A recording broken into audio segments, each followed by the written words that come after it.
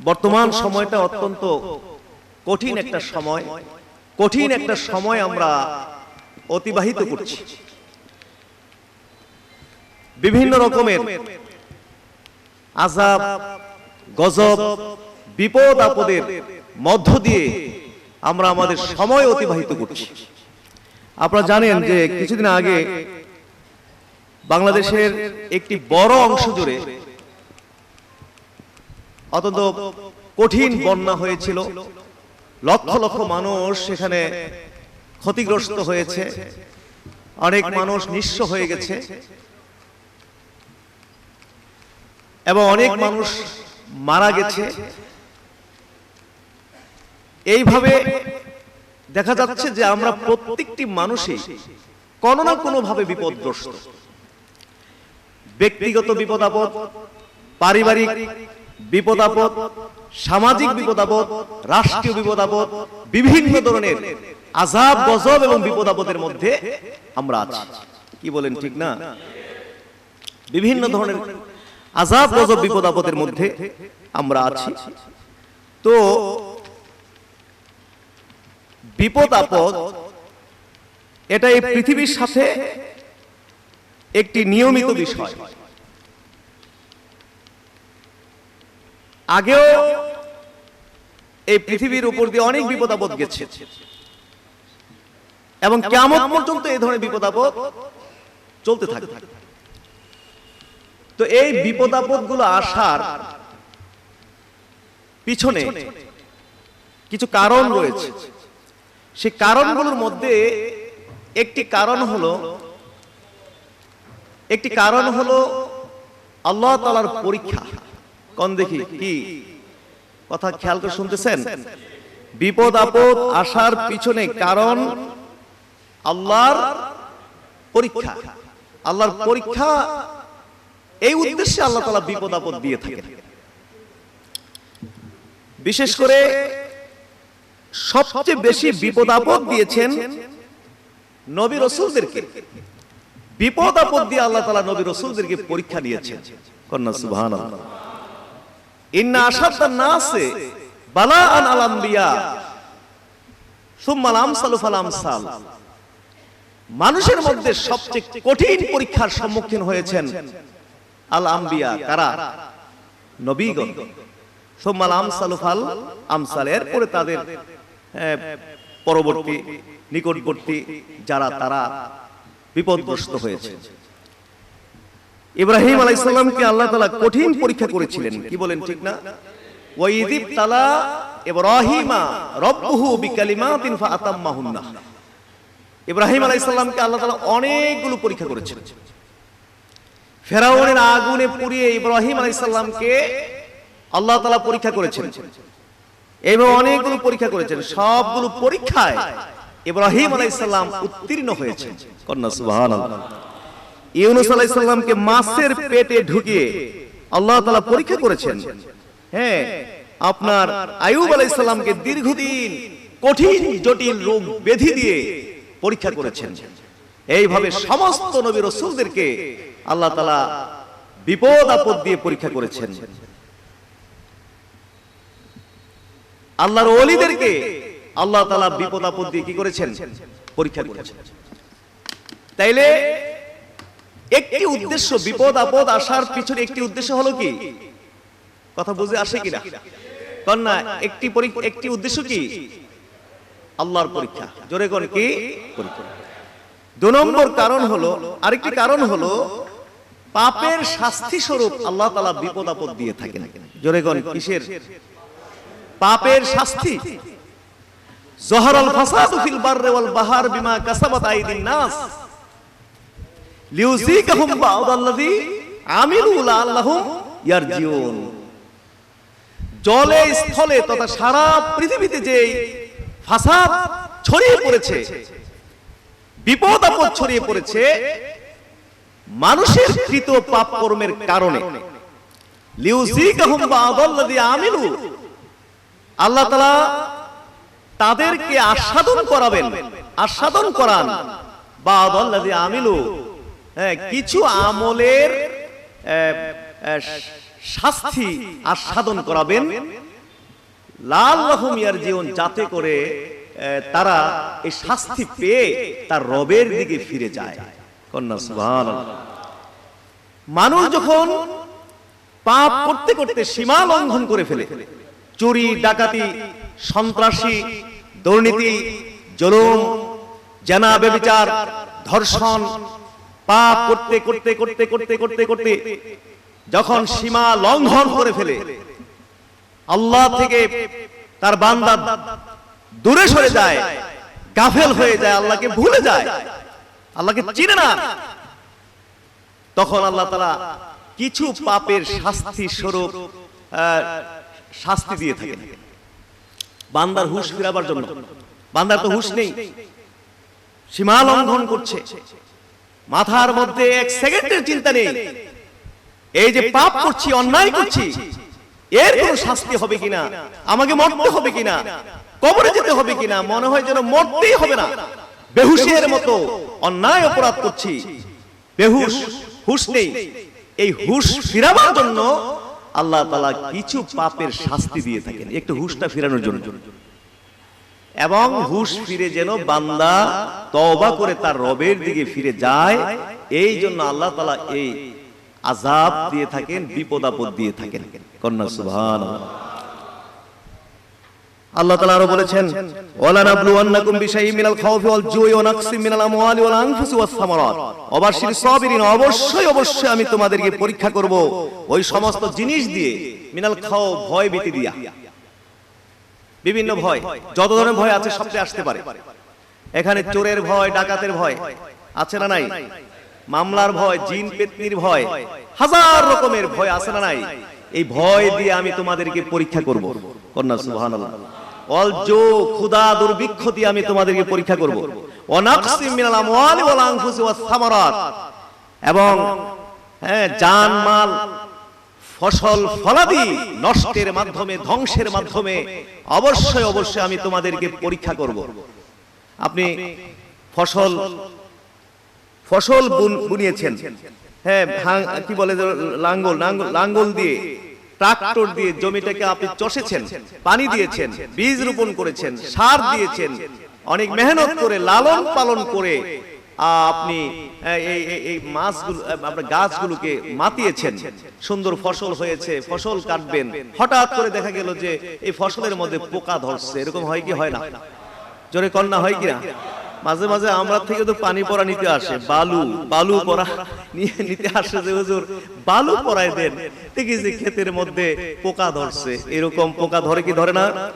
ঝড় বন্যা এসে হঠাৎ করে পাকা ফসল নষ্ট করে ফেলে।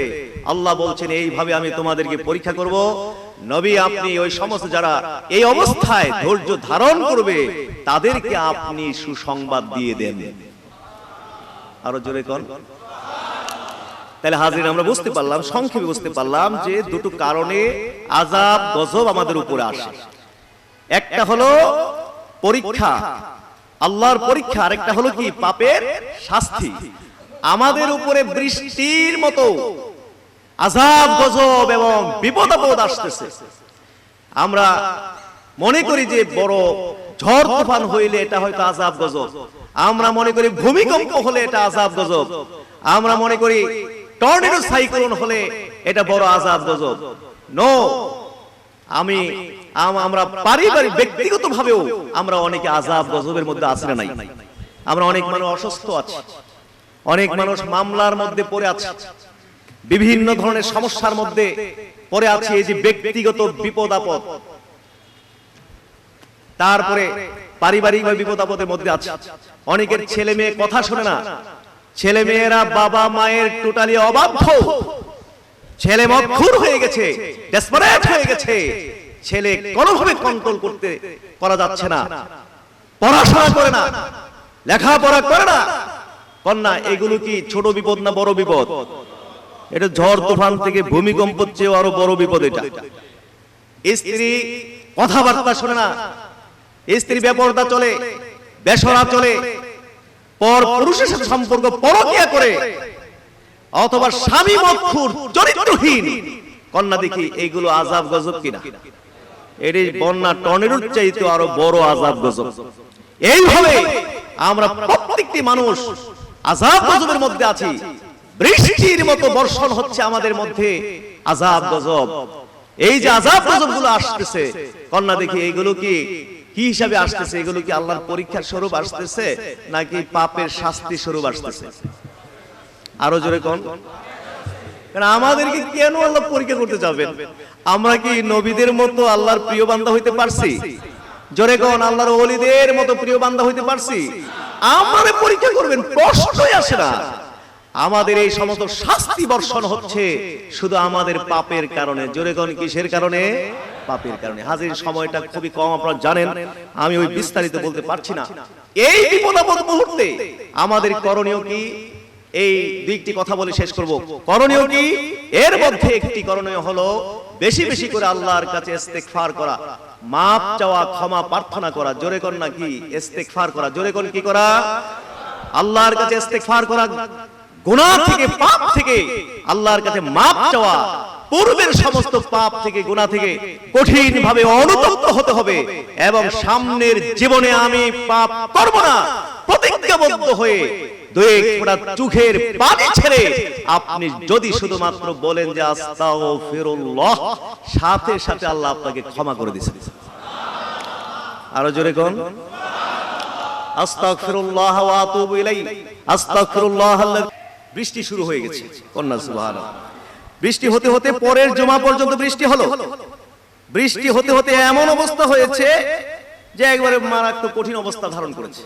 পরের জুমা আমার আল্লাহ রাসূল দাঁড়িয়েছেন খুতবা দেওয়ার জন্য। খুতবা দেওয়ার জন্য দাঁড়িয়েছেন। লোকেরা চিৎকার করে বলতেছে, আল্লাহ রাসূল, আল্লাহ রাসূল তাহাদ্দামাতিল বুয়ুত, রাস্তা আপনার বাড়ি ঘর সব ধ্বংস হয়ে গেছে। হ্যাঁ, ওয়ানকাতাতিস সুবুল, রাস্তা ঘাটগুলো সব ছিন্ন ভিন্ন হয়ে গেছে। এত প্রবল বৃষ্টি, প্রবল বর্ষণে বাড়িঘর সব ধ্বংস হয়ে গেছে, রাস্তাঘাট সব ছিন্ন ভিন্ন হয়ে গেছে। হ্যাঁ, ফাদুল্লাহ ইয়াহবিসুহা, অতএব আপনি দোয়া করেন আল্লাহ যেন বৃষ্টি বন্ধ করে দেয়। কন্যা সুবহানাল্লাহ। চাইছিলাম সংক্ষেপ করতে, আর কি যে লম্বা হয়ে গেল। আল্লাহ রাসূল ছোট করে দোয়াটা করলেন যে আল্লাহুম্মা হাওয়ালাইনা। তখন মুস্কি হাসলেন তারা। এই দোয়া চাওয়ার পরে আল্লাহ রাসূল কি মুস্কি হাসি দিলেন। সেদিন কি দোয়া চাইলো, আবার এখন কি দোয়া চায়? নবী হাসলেন, মুস্কি হাসলেন, হেসে ছোট্ট করে একটু দোয়া করলেন যে আল্লাহুম্মা হাওয়ালাইনা ওয়ালা আলাইনা, আল্লাহ মদিনার আশেপাশে যাদের বৃষ্টি দরকার ওদেরকে বৃষ্টি দেন, ওয়ালা আলাইনা, আমাদের উপর আর বৃষ্টি দিয়েন না। আমাদের যেটা দরকার ছিল আরো বেশি হয়ে গেছে, কিয়ামত হয়ে গেছে, এখন আমরা লাগবে না, যাদের দরকার তাদেরকে আপনি কি দেন? বৃষ্টি দেন। রাবি বলতেছেন সাথে সাথে আপনার বৃষ্টি বন্ধ হয়ে গেছে। মদিনার ভিতরে এক ফোঁটাও বৃষ্টি আর পড়েনি। হ্যাঁ, সমস্ত মদিনা যেন আলোকিত হয়ে গেছে। হাজরিন, তাইলে দেখা গেল যে দোয়া করতে হবে। আপদ থেকে, বিপদ থেকে বাঁচার জন্য আমাদের বেশি বেশি করে কি করতে হবে? দোয়া করতে হবে। আপনার স্ত্রী ঘুমাক, ছেলে মেয়েরা ঘুমাক, হ্যাঁ আপনি ঘুম থেকে জাগেন, হ্যাঁ ওযু করে 2 রাকাত নামাজ পড়ে এই সিজদায় পড়ে আপনি আপনার ভাষাই আপনার যত বিপদ আপদ আছে চোখের পানি দিয়ে দিয়ে আল্লাহর কাছে সমস্ত বিপদ আপদ থেকে আপনি মুক্তির দোয়া করেন। 1 দিন, 2 দিন, 5 দিন, 1 মাস, 6 মাস পর্যন্ত আপনি দোয়া করেন, দেখবেন যে হঠাৎ আপনার বিপদ দূর হয়ে গেছে। আরো জোরে বলুন সুবহানাল্লাহ। তাহলে বেশি বেশি করে কি করতে হবে? দোয়া। আরো জোরে বলুন কি করতে হবে? দোয়া করা। এটা হচ্ছে ডিউটি, এটা হচ্ছে আমাদের কর্ম এই বিপদকালীন টাইমের মধ্যে। কন্যা সুবহানাল্লাহ। হাজরিন, আর কি করতে হবে? আর করতে হবে মানে ইবাদতের পরিমাণ বাড়াই দিতে হবে। জিকিরের পরিমাণ কি করতে হবে? বাড়াই দিতে হবে। জিকিরের পরিমাণ বাড়াই দিতে হবে। নামাজের হিফাজত বাড়াই দিতে হবে। জামাতের হিফাজত বাড়াই দিতে হবে। হ্যাঁ, আমরা এই হবিগঞ্জ থেকে আমার জানা আছে যে এই হবিগঞ্জ থেকে ঢাকায় গিয়ে দৈনিক অফিস করে এরকম লোক আছে কিনা? আমাদের কুমিল্লা থেকে, কুমিল্লা শহর থেকে দৈনিক রেগুলার ঢাকায় গিয়ে অফিস করে, ব্রাহ্মণবাড়িয়া থেকে দৈনিক অফিস করে, এরকম আছে না নাই? কিন্তু আমাদের ঘরের পাশে মসজিদ, আমরা সেই মসজিদে আমরা যেতে পারি না। বিপদ আপদে মুক্তির জন্য ইবাদত বন্দেগীর পরিমাণ বাড়াই দিতে হবে, জিকিরের পরিমাণ বাড়াই দিতে হবে। তারপরে পাপ থেকে বিরত থাকতে হবে। কন্যা সুবহানাল্লাহ। পাপ থেকে কি থাকতে হবে? বিরত থাকতে হবে। এইগুলো হচ্ছে করণীয়। তারপরে আরেকটি কাজ করতে হবে, বিপদগ্রস্ত মানুষের পাশে আমাদেরকে দাঁড়াতে হবে। কন্যা সুবহানাল্লাহ। ওই মুহূর্তে যারা বিপদগ্রস্ত মানুষের পাশে দাঁড়ানো বিপদকালীন টাইমে, এটা আমাদের সবার জন্য করণীয়। আমরা মনে করি শুধু বন্যা হইল বিপদ, কিন্তু আমাদের আশেপাশে, আমাদের বাড়িতে, আমাদের ঘরে, আমাদের বংশের মধ্যে, গ্রামের মধ্যে বহু মানুষের তো সারা বছরই বন্যা লাগিয়ে থাকে। এরকম আসলে নাই, বিপদ আপদ লাগিয়ে থাকে কিনা? হ্যাঁ, বিপদ আপদ লেগে থাকে। এই সমস্ত বিপদগ্রস্ত মানুষের পাশে আমাদেরকে দাঁড়াতে হবে, এবং এগুলোকে আমরা ইবাদত মনে করি না। মানুষের হেল্প করা, মানুষের পাশে থাকাটা, এটা আমরা মনে করি যে এগুলো হলো মেম্বার চেয়ারম্যানদের কাজ। এগুলোকে আমরা ইবাদত মনে করি না। ইবাদতকে কয়েকটি আমলের মধ্যে আমরা সীমাবদ্ধ করে ফেলেছি। ওমা খালাকতুল জিন্না ওয়াল ইনসা ইল্লা লিয়াবুদুন, মানব দানবকে আমি সৃষ্টি করেছি তারা যেন শুধু আমার ইবাদত করে। এই আয়াত যখন পড়া হয়, অনেকে বলে, মনে করে যে ওরে বাপরে, আল্লাহ তাআলা আমাদেরকে ইবাদতের জন্য বানাইছেন, তাইলে আমরা অফিস কর্ম কোন সময়? ইবাদতের লাগি বানাইছেন, তাইলে আমরা ব্যবসা করব কোন সময়? তাহলে বোঝা গেল উনি ইবাদতটাই বুঝতে পারেন নাই। ব্যবসাও যে একটি বড় মাপের ইবাদত, এইটা তিনি বুঝতে পারেন নাই। অফিস করা, চাকরি করা, এটা যে একটি বড় মাপের ইবাদত, তিনি এটা বুঝতেই পারেন নাই। এই জন্য উনি বলছেন যে ইবাদতের লাগি বানাইলে আমরা ব্যবসা করব কোন সময়, চাকরি করব কোন সময়? জোরে কন্যা নাউজুবিল্লাহ। আল্লাহ রাসূল বলেছেন, আপনি আপনার আপনার বাচ্চা কাচ্চার ভরণ পোষণের জন্য, খাবার জোগাড় করার জন্য, আপনার স্ত্রীর ভরণ পোষণের জন্য, আপনার আপনার বৃদ্ধ পিতামাতার সেবার জন্য আপনি বাইরে যে উপার্জন করতে বের হয়েছেন উপার্জন করতে, আপনি যতক্ষণ পর্যন্ত এই নিয়তে বাইরে উপার্জনের কাজে থাকবেন, ততক্ষণ পর্যন্তই আপনি ইবাদতের মধ্যে আছেন। জোরে কন্যা সুবহানাল্লাহ। এই জন্য বিপদগ্রস্ত মানুষের পাশে আমাদেরকে থাকতে হবে, এটা হচ্ছে একটা করণীয়। আল্লাহ রাসূল বলেছেন, আল্লাহু ফি আউনি, আল্লাহু ফি আউনিল আবদি মা কানাল আবদু ফি আউনি আখিহি। আল্লাহ রাসূল বলেছেন, আল্লাহ তাআলা তার বান্দার সাহায্যের মধ্যে ততক্ষণ পর্যন্ত থাকেন যতক্ষণ পর্যন্ত বান্দা তার ভাইয়ের সাহায্যের মধ্যে থাকে। বুঝতে পেরেছেন তো? আরো জোরে কোন সুবহানাল্লাহ। আল্লাহ রাসূল আরো বলেছেন, কি বলেছেন? আল্লাহ রাসূল বলেছেন, মান কানা ফি হাজাতি আখিহি কানা আল্লাহু ফি হাজাতিহি। কেউ যদি কারো কোনো প্রয়োজন মিটাই দেয়, আল্লাহ সুবহানাহু ওয়া তাআলা তার প্রয়োজন মিটাই দিবেন। আল্লাহ রাসূল বলেছেন, মান নাফাসা মাইয়াসসার আলা মুসরিন ইয়াসসারাল্লাহু আলাইহি ফিদ দুনিয়া ওয়াল আখিরা। কেউ যদি কারো কোনো কষ্ট দূর করে দেয়, অর্থ কষ্ট, যে কোনো কষ্ট দূর করে দেয় দুনিয়ার মধ্যে, আল্লাহ তাআলা আখিরাতে এবং দুনিয়ায় তার সব কষ্ট দূর করে দিবেন।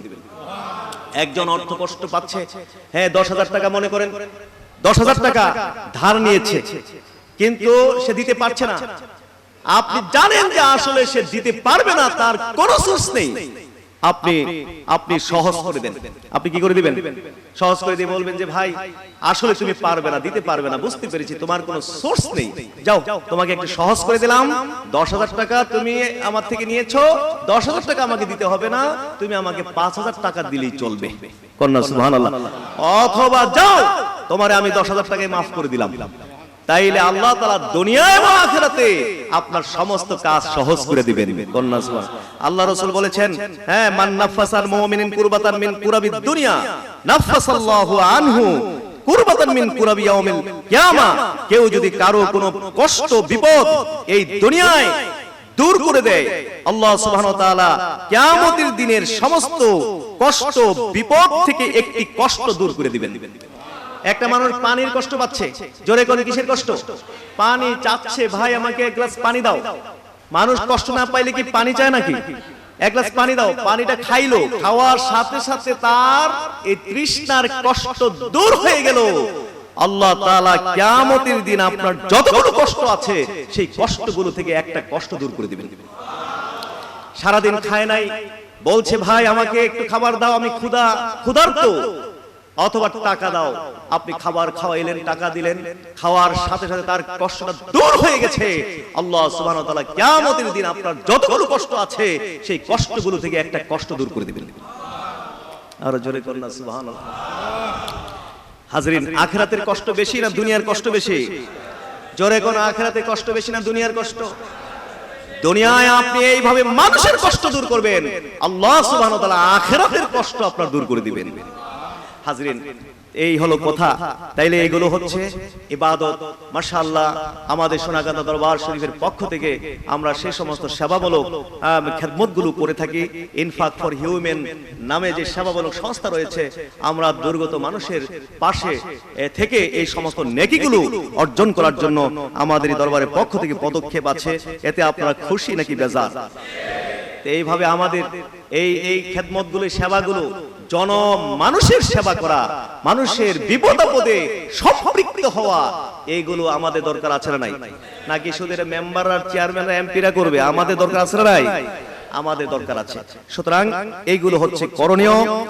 তাহলে বেশি বেশি ইস্তিগফার করতে হবে, বেশি বেশি করে আল্লাহর কাছে বিপদ মুক্তি থেকে কি করতে হবে? দোয়া করতে হবে, ইবাদতের পরিমাণ বাড়াই দিতে হবে, তারপরে পাপ থেকে বিরত থাকতে হবে এবং বিপদগ্রস্ত মানুষের পাশে আমাদেরকে থাকতে হবে, তাদেরকে সেবা দিতে হবে, তাদের সমস্যা কষ্ট দূর করার চেষ্টা করতে হবে। কন্যা সুবহানাল্লাহ। এইগুলো আমাদেরকে, এইগুলো হচ্ছে আমাদের করণীয়। আল্লাহ তাআলা এইগুলো আমাদের করার তৌফিক দান করুন, আমিন। হাজরিন, আরেকটি কথা বলছি। বাংলাদেশ আমরা জানি একটা কঠিন টাইম অতিবাহিত করছে। বর্তমানে অন্তর্বর্তীকালীন সরকার আমাদের বাংলাদেশ পরিচালনা করছে ডক্টর ইউনূস সাহেবের নেতৃত্বে। এই সরকার গঠন হয়েছে অন্তর্বর্তীকালীন সরকার। আল্লাহ তাআলা তার সৃষ্টি জগৎ পরিচালনার ক্ষেত্রে আল্লাহর নিয়মই হলো যে কাউকে আল্লাহ তাআলা আজীবন ক্ষমতা দেন না। এটা আজীবন ক্ষমতা দেন না, এটা মানে একজনের পর একজন আসবেন। এটাই আল্লাহর সৃষ্টি জগৎ পরিচালনার ক্ষেত্রে আল্লাহর নিয়ম। তো এখন এই সরকার গঠন হয়েছে। আমাদের অবস্থা হলো কি, আমরা কোন সরকার বানাইও না, আবার কোন সরকার আমরা নামাইও না। আমাদের ডিউটিটা হলো কোন জায়গা থেকে, যদি কোন সরকার প্রতিষ্ঠিত হয়ে যায় ওই সরকারের আনুগত্য করা এবং আল্লাহর নির্দেশে সে আনুগত্য করা। কন্যা সুবহানাল্লাহ। আল্লাহ তাআলা বলেছেন, আতিউল্লাহ ওয়া আতিউর রাসূল ওয়া উলিল আমরি মিনকুম। আল্লাহকে আনুগত্য করো, আল্লাহর রাসূলকে আনুগত্য করো এবং উলুল আমর শাসক বর্গকে তোমরা কি করো? আনুগত্য করো। কন্যা সুবহানাল্লাহ। এই নির্দেশ কার? আল্লাহর। আমরা বিগত বেগম খালেদা জিয়ার সরকারের নেতৃত্বে 4 দলীয় জোটের আনুগত্য করেছিলাম। কোন কার হুকুমে? আল্লাহর। জোরে কোন কার হুকুমে? এরপরে 14 দলীয় মানে কি বলে জোটের নেতৃত্বে খালেদা জিয়ার আমরা আনুগত্য করেছিলাম। কার নির্দেশে? আল্লাহর নির্দেশে। এখন বর্তমান ডক্টর ইউনূস সাহেবের নেতৃত্বে অন্তর্বর্তীকালীন সরকার গঠন হয়েছে। আমরা তার আনুগত্য করব। কার নির্দেশে? আল্লাহ। এক পয়েন্ট বালানো হইছে আরো, কি বলেন ঠিক কিনা? ডক্টর ইউনূস সাহেবের নেতৃত্বে আমরা, কারণ এই যে নির্দেশ, সরকারি নির্দেশ আছে না, না মানলে কি দুনিয়া চলবে? এই যে রাস্তাঘাটে কত আইন আছে, সরকারি আইন আছে না নাই? এই যে গাড়ি চলতেছে ডান দিকে স্টিয়ারিং বাংলাদেশে, সৌদি আরবের গাড়ি চলে কোন দিকে? বাম দিকে স্টিয়ারিং। তো এখন আপনি যদি বলেন যে সরকারের মানবো না, আমিও বাম দিকের স্টিয়ারিং ওয়ালা গাড়ি আমরা নিয়ে আসবো, কন্যা দিকে চলবে নাকি? রাস্তা গাড়ি চলবে? লাল লাইট জ্বললে গাড়ি চলবে, সবুজ লাইট জ্বললে গাড়ি বন্ধ থাকবে। এখন আপনি যদি বলেন নো, এই সমস্ত সরকারি আমি মানি না, আমি লালটা লাল সবুজ টবুজ বুঝি না, আমি গাড়ি চালাই যাবো, কি বলেন? গাড়ির তো তাও থাকতো না, আপনারও হাত পাও থাকবে না, অচল হয়ে যাবে কিনা? সারা বাংলাদেশে লক্ষ লক্ষ অফিস আদালত গুলো চলতেছে, প্রত্যেকটি অফিস আদালতে আইন কানুন আছে না নাই? আছে। সুতরাং জনগণের উপরে এই সমস্ত নির্দেশগুলো পালন করা ফরজে আইন। কন্যা সুবহানাল্লাহ। আরো জোরে বলুন সুবহানাল্লাহ। এগুলো পালন করা কি ফরজে আইন। তারপর ওলামারা হচ্ছেন উলুল আমর, তারা যদি কোরআন সুন্নাহ ভিত্তিক যে সঠিক ফয়সালা দিবেন যেই ক্ষেত্রে, সেগুলো আনুগত্য করা আমাদের উপরে দায়িত্ব। কন্যা আলহামদুলিল্লাহ। তো সুতরাং এখন আমাদের দায়িত্ব সরকার নামানো না, সরকার বাড়ানো না। কোন সরকার যদি যে কোনো ভাবে প্রতিষ্ঠিত হয়ে যায়, সেই সরকারের আনুগত্য করা এবং ওই সরকারের দ্বারা যদি কোনো অন্যায় হয় তার প্রতিবাদ করা। তবে প্রতিবাদ আব্রাহাম লিঙ্কনের তরিকায় নয়, মাও সেতুঙ্গের তরিকায় নয়, কার্ল মার্কসের তরিকায় নয়, জ্বালাও পোড়াও কাটো মারো ঘেরাও এই সমস্ত তরিকায় নয়। আমরা প্রতিবাদ করি আল্লাহ এবং আল্লাহর রাসূলের তরিকায়। আরো জোরে কোন সুবহানাল্লাহ। এবং সরকারকে ইসলাহ করার জন্য, সরকারকে সংশোধন করার জন্য আমরা দাওয়াতি কাজ করি। এটা হচ্ছে নবীজির তরিকা, নবীর রাজনীতি। কন্যা সুবহানাল্লাহ। এই সমস্ত রাজনীতি আমরা যেতে পারি না। আমরা যেতে আমাদেরকে নিয়ে অনেকে কথা বলে, কেন আপনারা এই রাজনীতি না? আমরা বলি আমরা অবশ্যই রাজনীতি করি, তবে আমরা এই দলীয় রাজনীতি, এই সমস্ত রাজনীতি, আমরা হিংসা রাজনীতি, দলাদলি রাজনীতি, আমরা এগুলোতে আমরা নেই। তাছাড়া সংবিধানের মধ্যে অনেক ধারা আছে যেগুলো ডাইরেক্ট কুফরি, যেমন জনগণই সকল ক্ষমতার উৎস, জনগণ সকল ক্ষমতার মালিক। কি বলেন, এটা কি জনগণ সকল ক্ষমতার মালিক? আমেরিকা, রাশিয়া, চায়নারা কি সকল ক্ষমতার মালিক? জোরে কোন কে? ইন্নাল্লাহা আলা কুল্লি শাইইন কাদির। আল্লাহ হলেন সর্বশক্তিমান, সকল ক্ষমতার মালিক কে? আল্লাহ। ডাইরেক্ট এই ধারা কুফরি ধারা। সুতরাং আমরা কি কুফরির সাথে কখনো কম্প্রোমাইজ করতে পারি? কম্প্রোমাইজও করতে পারছি না। এই জন্য এই সব কিছুতে আমরা যেতেও পারছি না। Majority must be granted. অধিকাংশ মানুষ সমর্থন দিয়ে দিলেই এটা গ্র্যান্টেড হয়ে যাবে। তাইলে সারা বাংলাদেশের মানুষ যদি মদের পক্ষে সমর্থন দিয়ে দেয়, তাহলে কি মদ হালাল হয়ে যাবে? সারা পৃথিবীর মানুষ যদি মদের পক্ষে রায় দিয়ে দেয়, তাহলে কি হালাল হয়ে যাবে? জানার পক্ষে রায় দিয়ে দেয়, হালাল হয়ে যাবে? পশ্চিমা দুনিয়ায় সব হালাল হয়ে যাচ্ছে। কিভাবে? কিসের কোন দলিলের ভিত্তিতে? এই মেজরিটি মাস্ট বি গ্র্যান্টেড। নারীয়ে নারীয়ে বিয়ে পর্যন্ত ওইসব দেশগুলোতে হালাল, পুরুষে পুরুষে বিয়ে পর্যন্ত ওইসব দেশগুলোতে কি হালাল। Majority must be granted. মদ হালাল, সব হালাল।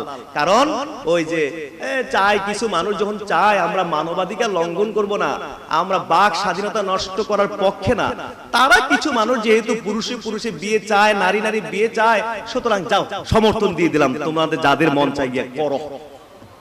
আরো জোরে কর না নাউজুবিল্লাহ। এই সমস্ত ধারার সাথে কোনো আপোষ করা যায়? তারপরে আপনার রায়ের মানে তার বেশিরভাগ মানুষ যেখানে রায় দিবে সেটা মানে সে নির্বাচিত হবে। এটা ইসলামে আমরা বলছি না যে গণতন্ত্রের সবগুলো ধারার সাথে ইসলামের সংঘর্ষ আছে, তবে এই যে ধারাগুলো, খলিফা নির্বাচনের যে সিস্টেম, আবু বকর সিদ্দিক যেভাবে নির্বাচিত হয়েছিলেন, হযরত ওমর ফারুক যেভাবে নির্বাচিত হয়েছিলেন, হযরত ওসমান যেরকম নির্বাচিত হয়েছিলেন, হযরত আলী যেরকম নির্বাচিত হয়েছিলেন, এইগুলো হলো ইসলামী তরিকা। কন্যা সুবহানাল্লাহ।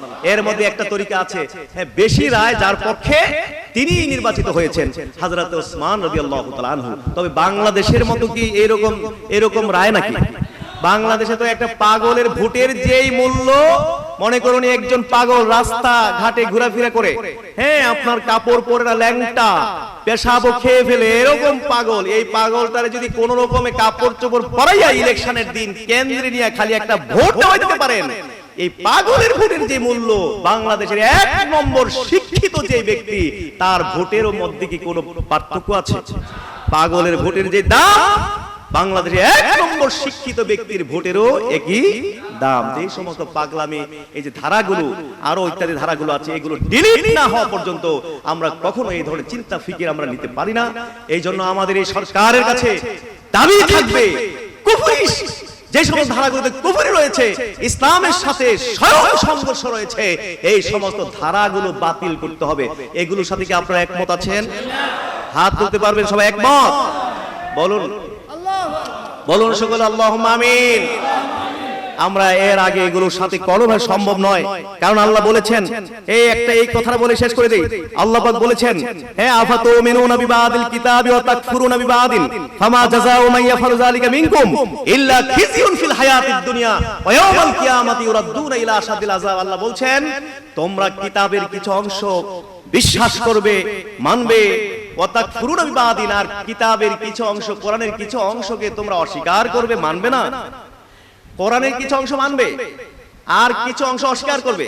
কিছু নিবে কোরআন থেকে আর কিছু নিবে মানব রচিত যে মানে কি মতবাদ, ধর্ম রয়েছে ওইগুলো থেকে, গণতন্ত্র থেকে, সেকুলারিজম থেকে, ন্যাশনালিজম থেকে ইত্যাদি তন্ত্র মন্ত্র থেকে নেবে, জগা খিচুড়ি বানাবে। কোরআন থেকেও কিছু, তন্ত্র মন্ত্র থেকেও কিছু। ফামা জাযাউ মা ইয়াফআলু যালিকা মিনকুম, এই রকম তোমাদের মধ্য থেকে যে করবে, ফামা জাযাউ মা ইয়াফআলু যালিকা মিনকুম, তোমাদের মধ্যে এরকম করবে, তার জন্য একমাত্র জাযা, একমাত্র পুরস্কার হলো খিজিয়ুন ফি দুনিয়া, এই দুনিয়ার মধ্যে অপমান, অপদস্থ, লাঞ্ছনা, অপমান, অপদস্থ।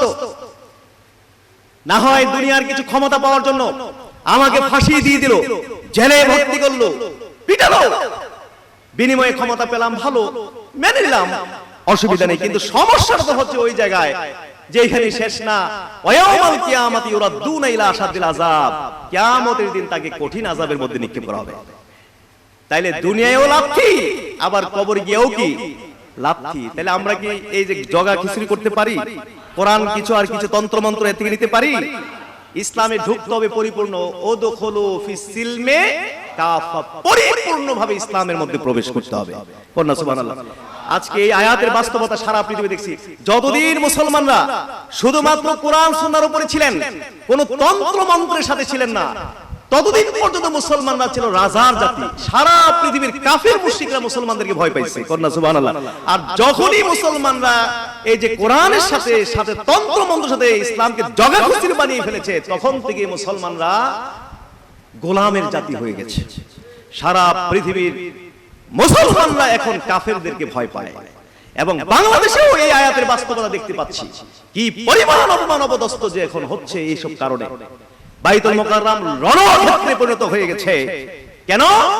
এই কিছু কোরআন এবং কিছু তন্ত্র মন্ত্রের সাথে জড়িত হওয়ার কারণে। সুতরাং এই দুনিয়ায়ও লাথি এবং কবরে যাওয়ার পরও কি আছে? লাথি আছে। আমাদের মাথায় রাখতে হবে যে আখিরাতে আমাদেরকে সাকসেস হইতে হবে। এই দুনিয়ার সাকসেস আমাদের দরকার নাই। ইসলাম কায়েমের ক্ষেত্রে সবচেয়ে বড় ফাঁদ, কাফের বেঈমানদের সবচেয়ে বড় ফাঁদ হলো এই তন্ত্র মন্ত্রগুলো, যাতে ইসলাম প্রতিষ্ঠিত হইতে না পারে।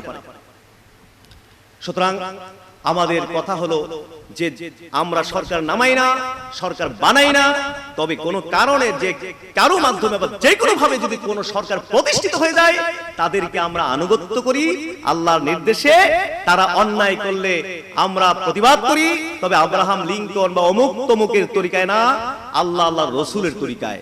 এবং তাদেরকে সংশোধন করার জন্য, ইসলাহ করার জন্য আমরা দাওয়াতি কাজ করি। কন্যা সুবহানাল্লাহ। আমরা সঠিক জায়গায় আছি কিনা? কিন্তু আমাদেরকে বলে বেদাতি, আমাদেরকে বলে হ্যাঁ এই সে হাবিজাবি। নো, আমরা সঠিক জায়গায় আছি, বলুন আলহামদুলিল্লাহ। চোরের মায়ের বড় গলা, কথা কয় না? চোর চুরি করে গরু লয়ে গেছে গা, হ্যাঁ আপনি খবর পেয়ে চোরের বাড়ির দিকে রওনা করছেন, চোর বাড়িতে নাই, কিন্তু চোরের মায়ের গলাবাজির কারণে আপনি চোরের বাড়িতে উঠতেন না। ঘর থেকে জোরে জোরে চিল্লাইবে, খবরদার আমার পোলা কোনো চুরি করে না, চোর না, আমার পোলা ফেরেশতা, বাড়ি তোলার চেষ্টা করবি না, তাইলে কিন্তু মামলা টামলা দিয়া তোরে সাইজ করে বলাবো। ডরও আপনি বাড়ি ধরতেন না চোরের মায়ের গলাবাজির কারণে। কি বলে ঠিক না? তারা হইল টোটাল বেদাতি। বড় বড় বেদাতগুলো আমাদের ইসলামের সাথে সম্পৃক্ত করে ইসলামকে টোটালি বিকৃত করে দিচ্ছে। ইসলামে আল্লাহ রাসূলের রেখে দেওয়া দ্বীনের যে স্ট্রাকচার, সেই স্ট্রাকচার চূর্ণ বিচূর্ণ করে ফেলছে। তারা হলো অরিজিনাল বড় বড় বেদাতি, আর তারা গলাবাজি করে আমরা নাকি বেদাতি। বেদাতিরা আমরা যদি বেদাতি কয়, এটা কি মনে মানে কোন দেখি? খবরদার প্লিজ, বেদাতগুলো বন্ধ করেন, আল্লাহ আল্লাহর রাসূলের তরিকার দিকে ফিরে আসুন, আল্লাহ আল্লাহর নবীর তরিকার দিকে ফিরে আসুন, কোরআন ও সুন্নাহর দিকে ফিরে আসুন। আখিরাতকে টার্গেট করেন, দুনিয়ার টার্গেট দরকার নেই। আমরা দেখছি দুনিয়ার জন্য, ক্ষমতার জন্য মানুষগুলো যেন পাগল হয়ে গেছে। কেউ চাচ্ছে তাড়াতাড়ি ইলেকশন দাও, আবার কেউ চাচ্ছে দেরিতে ইলেকশন দাও। উদ্দেশ্য উভয়েরই ক্ষমতা, উদ্দেশ্য উভয়েরই কি ক্ষমতা। কেউ দেখছে তাড়াতাড়ি দিলে তাড়াতাড়ি ক্ষমতা দিতে পারবো, আবার কেউ চিন্তা করছে না একটু দেরি হলে, একটু সেটিং মিটিং হয়ে লইলে ইলেকশনটা দিলে পরে আমাদের ক্ষমতা যাইতে কি হবে, সুবিধা হবে। ক্ষমতার জন্য পাগল হয়ে গেছি। কাঁচা পায়খানাটা যদি দেওয়া হয় যে এই পায়খানাটা খাবি আর ক্ষমতায় যাবি, আমার মনে হয় 1 সেকেন্ডের মধ্যে লেয়া খেয়ে লেগে। এইভাবে ক্ষমতার জন্য মানুষগুলো পাগল হয়ে গেছে। আমরা এই সমস্ত কিছু নাই। আমাদেরকে আজে বাজে কথা বলবেন না। আমরা কোরআন সুন্নাহর উপর আছি এবং আমরা তো ইনশাআল্লাহ কোরআন সুন্নাহর উপর থাকবো। রাজি আছি না নাই? হাত তুলুন সকলে। নারায়ে তাকবীর, নারায়ে রিসালাত, আহলে সুন্নাত ওয়াল জামাত, সুন্নাত দারুল হুদা দারুল শরীফ, আল্লামা মাহমুদুর রহমান পীর সাহেব। আমাদের এই কোরআন সুন্নাহর দাওয়াতকে সারা বাংলাদেশের অন্ধ্রে অন্ধ্রে, প্রত্যেকটি জেলায় জেলায়, উপজেলায় উপজেলায়, ইউনিয়নে ইউনিয়নে, ওয়ার্ডে ওয়ার্ডে আমাদের এই দ্বীনের দাওয়াতকে, তরিকা তাসাউফের দাওয়াতকে পৌঁছে দেওয়ার জন্য যে বর্তমান যুগের যে আধুনিক যুগের যে আধুনিক সিস্টেম, সেটা হলো সংগঠন। সেটা হলো কি? সংগঠন। সংগঠন থাকলে আমি বুঝতে পারবো কোন জায়গায় আমাদের দাওয়াতের কাজ চলতেছে আর কোন জায়গায় আমার দাওয়াতি কাজ স্টপ হয়ে আছে। সুন্দর একটা সিস্টেম। তো সারা বাংলাদেশে মাশাআল্লাহ অত্যন্ত দুর্বার গতিতে আমাদের সংগঠন কার্যক্রম চলছে। সে আমাদের মানে জেলা কমিটি হয়েছে, উপজেলা কমিটি হয়েছে, ইউনিয়ন কমিটি হয়ে আপনার বর্তমানে অন্যান্য জেলাগুলোতে ওয়ার্ডের কাজ চলতেছে এবং অনেক ওয়ার্ডের কাজ আল্লাহর শুকরিয়া সমাপ্ত হয়ে গেছে। কিন্তু দুর্ভাগ্যজনক সত্য, আমরা এই হবিগঞ্জ জেলায় অনেক পিছনে পড়ে গেছি। আজকে আমরা এখানে জেলা কমিটি, এতদিন পরে আমরা জেলা কমিটি করলাম, তাহলে চিন্তা করে দেখুন কত পিছনে পড়ে আছে। তো যাই হোক, পিছনে পড়লে কি হবে? যদি আমাদের মধ্যে সে জজবা থাকে, শেষ তো থাকে, এবং এটাকে যদি আমরা নেকির কাজ মনে করি, এটাকে যদি আমরা ইবাদতের কাজ মনে করি, তাইলে আশা করি যে আমরা যত পিছনে পড়ে গেছি আমরা খুব দ্রুত আবার সামনের সারিতে চলে যেতে পারবো। কি বলেন, পারবো কি পারবো না? তো আল্লাহর শুকরিয়া, সকলের হেল্প করবেন, সহায়তা করবেন। আমাদের জেলা কমিটি, উপজেলা কমিটি, তাদেরকে আমরা নির্দেশ দিয়ে গেলাম অতি সত্বরই আপনারা ইউনিয়ন কমিটিগুলোকে সমাপ্ত করে এবং ওয়ার্ডগুলিকে সমাপ্ত করে আপনারা কেন্দ্রে এই তালিকা পৌঁছাই দিবেন। কি বলেন, ঠিক আছে কিনা? বলুন সকল আল্লাহুম্মা আমিন। যেহেতু মেয়াদ উত্তীর্ণ হয়ে গেছে, এগুলো অটোমেটিকলি বাতিল হয়ে গেছে, এখন নতুন করে আবার আমরা এই কমিটিগুলো পুনর্গঠন করব। এই জন্য সকলে ইনশাআল্লাহ সহায়তা করবেন, সকলে পাশে থাকবেন। আল্লাহ তাআলা আপনাদের খেদমত মেহনতকে কবুল করুন, বলুন আমিন। এই মজলিসকে কবুল করুন, আমাদের যারা এই মেহনত করে সাজিয়েছেন তাদের মেহনতকে, খেদমতকে আল্লাহ পাক কবুল করুন। আমরা যারা এসেছি আমাদের সকলকে কবুল করুন। সোনাগাঁ দরবারকে কিয়ামত সুন্নাত তরিকর কায়েম দায়েম রাখুন। আমাদের যত শাখা দরবার আছে, খানকা আছে, আমাদের বিভিন্ন প্রতিষ্ঠান আছে, সবগুলোকে যেন আল্লাহ হেফাজত করেন। সকলে বলুন আমিন। আল্লাহ পাক রব্বুল আলামিন বলেন, কুল ইন কুনতুম তুহিব্বুনাল্লাহ।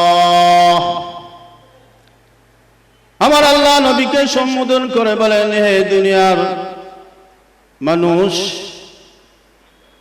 আপনি নবী, আপনি বলে দেন, যদি আমি আল্লাহকে অনুসরণ করো, আমার আল্লাহকে মানো, তাহলে আমার নবীর ইতাআত করো,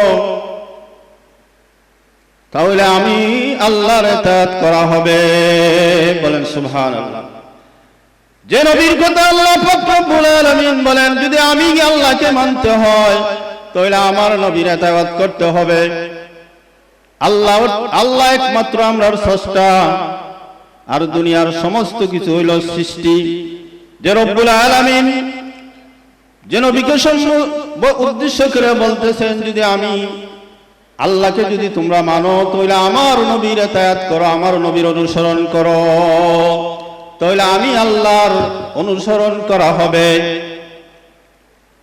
দুনিয়ার আমরা কোনো কিছু লাভ ছাড়া করি। আজকে যে আমরা মাহফিলে আছি, এটা একটা লাভ নিয়ে আসছি। আল্লাহ রাব্বুল আলামিন বলেন, যদি আমি আল্লাহকে যদি মানতে হয় তাহলে নবীকে মানো, তাহলে আমি আল্লাহকে মানা হবে। আল্লাহকে মানলে, নবীকে অনুসরণ করলে আমরা কি লাভ হবে? লাভ ছাড়া যেহেতু আমরা কিছু বুঝি না। আল্লাহ পাক রব্বুল আলামিন বলেন, ইয়াগফিরু লাকুম যুনুবাকুম আল্লাহু গফুরুর রহিম। আল্লাহকে মানলে, নবীকে মানলে রব্বুল আলামিন বলতেছেন যে ইয়াগফিরু লাকুম যুনুবাকুম, আমাদের আমলনামা যত গুনাহ আছে রব্বুল আলামিন আমাদের সকলের জীবনের সমস্ত গুনাহ তা মাফ করে দিবেন। বলেন সুবহানাল্লাহ। যদি আমি আল্লাহর অনুসরণ করি আর নবীর অনুসরণ করি, তো রব্বুল আলামিন বলছেন যে আমাদের আমলনামা সমস্ত গুনাহ তার আল্লাহ মাফ করে দিবেন। তাহলে নবীকে অনুসরণ করলে, নবীকে মানলে আমাদের আমলনামার গুনাহ থাকবে না। আল্লাহ বলেন, আমাদের যেহেতু গুনাহ আছে, আল্লাহ রাব্বুল আলামিন বলেন, আল্লাহু গফুরুর রহিম, আমি যেহেতু ক্ষমাশীল, আমি অত্যন্ত দয়াশীল। আল্লাহ মেহেরবানি করে নবীকে অনুসরণ করলে আমাদের প্রত্যেকের সমস্ত জিন্দেগানির গুনাহগুলো মাফ করে দিবেন। বলেন সুবহানাল্লাহ। আমার নবী বলেন, কুল্লু উম্মতিন ইয়াদখুলুনাল জান্নাহ, আমার সমস্ত উম্মত জান্নাতে যাবে। আল্লাহ পাক রব্বুল আলামিন বলেন আমার নবী বলেন সমস্ত উম্মত জান্নাতে যাবে। উম্মত জান্নাতে যাবে, তাহলে আমরা কি লাগবে? উম্মত হওয়া লাগবে।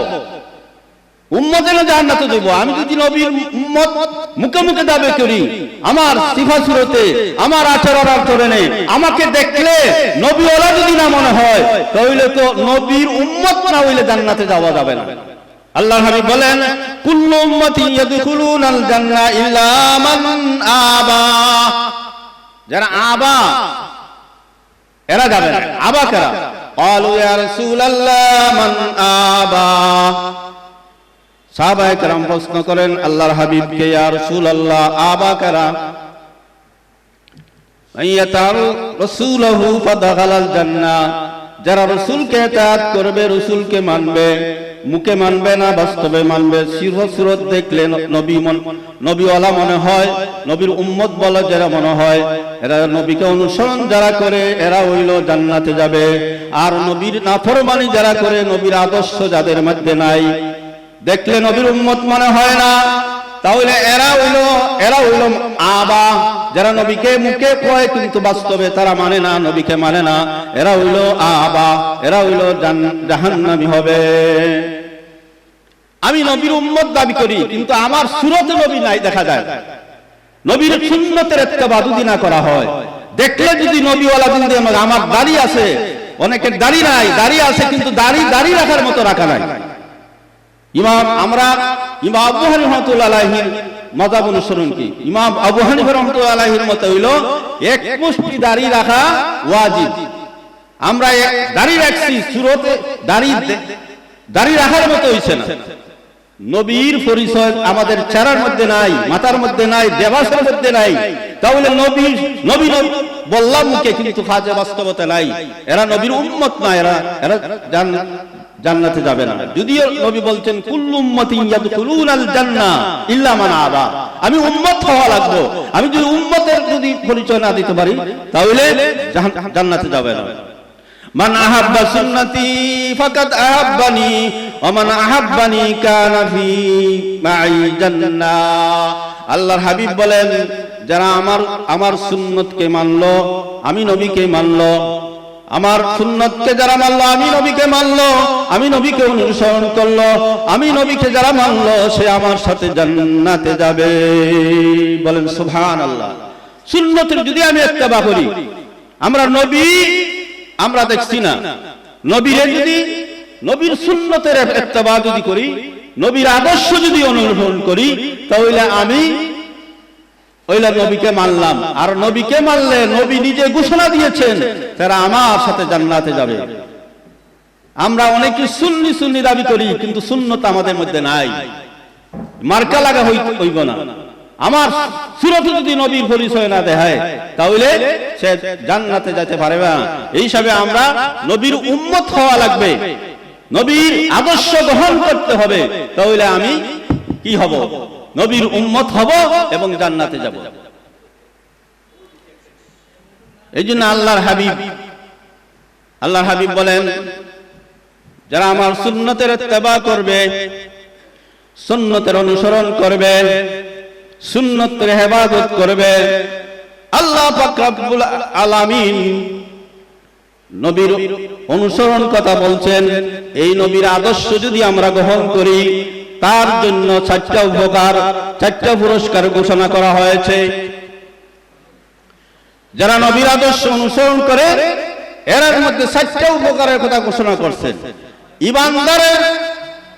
ইমানদারের মধ্যে এদের মহব্বত সৃষ্টি করে দিবেন। আমি যদি সুন্নতের ইত্তেবা করি, তাহলে অন্যজন তার মহব্বত সৃষ্টি হইব। একজন মানুষের একজন মহব্বত সৃষ্টি হবে। আর 2 নম্বর পুরস্কার হবে যদি আমি সুন্নতের ইত্তেবা করি, যারা পথভ্রষ্ট মানুষ এদের মধ্যে তার ভীতি সৃষ্টি করে দিবে।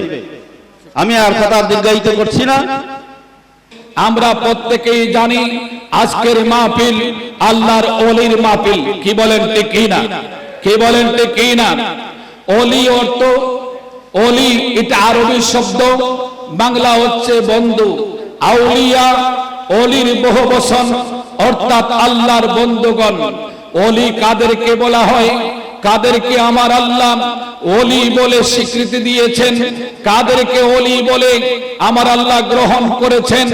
যদিও আজকের এই সমাজে ওলির পরিচয় দিতে গিয়ে অনেক লম্বা প্লেক, বড় বড় সাইনবোর্ড সাজানো হয়, কিন্তু আমার আল্লাহ কালামে পাকে স্বয়ং আল্লাহ পাক আল্লাহর ওলির পরিচয় দিয়েছেন। জোরে বলেন সুবহানাল্লাহ। কোথায় রয়েছে? কালামে পাকের সূরা ইউনূস শরীফের ৬৭ নম্বর আয়াত পাকে আল্লাহ পাকের কুদরতে সাত ফরমাচ্ছেন, আল্লাযীনা আমানু ওয়া কানু ইয়াত্তাকুন। আল্লাযীনা যাহারা আমানু ঈমান আনিয়াছে, ঈমানের ক্ষেত্রে যারা পরিমাণ কোনো ত্রুটি নেই, ঈমানের ক্ষেত্রে শতভাগ নির্ভুল। ওয়া কানু ইয়াত্তাকুন, অতঃপর মুত্তাকি হয়েছে, পরেজগারি হাসিল করেছে, আমলে সালেহ করেছে। এই মুত্তাকি পরেজগারির লম্বা অর্থ রয়েছে, আমি লম্বা বলতে পারবো না, অতি সংক্ষেপে অর্থাৎ আল্লাহ পাকের ভয় তার অন্তরে স্থান করে নিয়েছে, তারাই হচ্ছে মুত্তাকি, আল্লাহর ওলি। জোরে বলেন সুবহানাল্লাহ।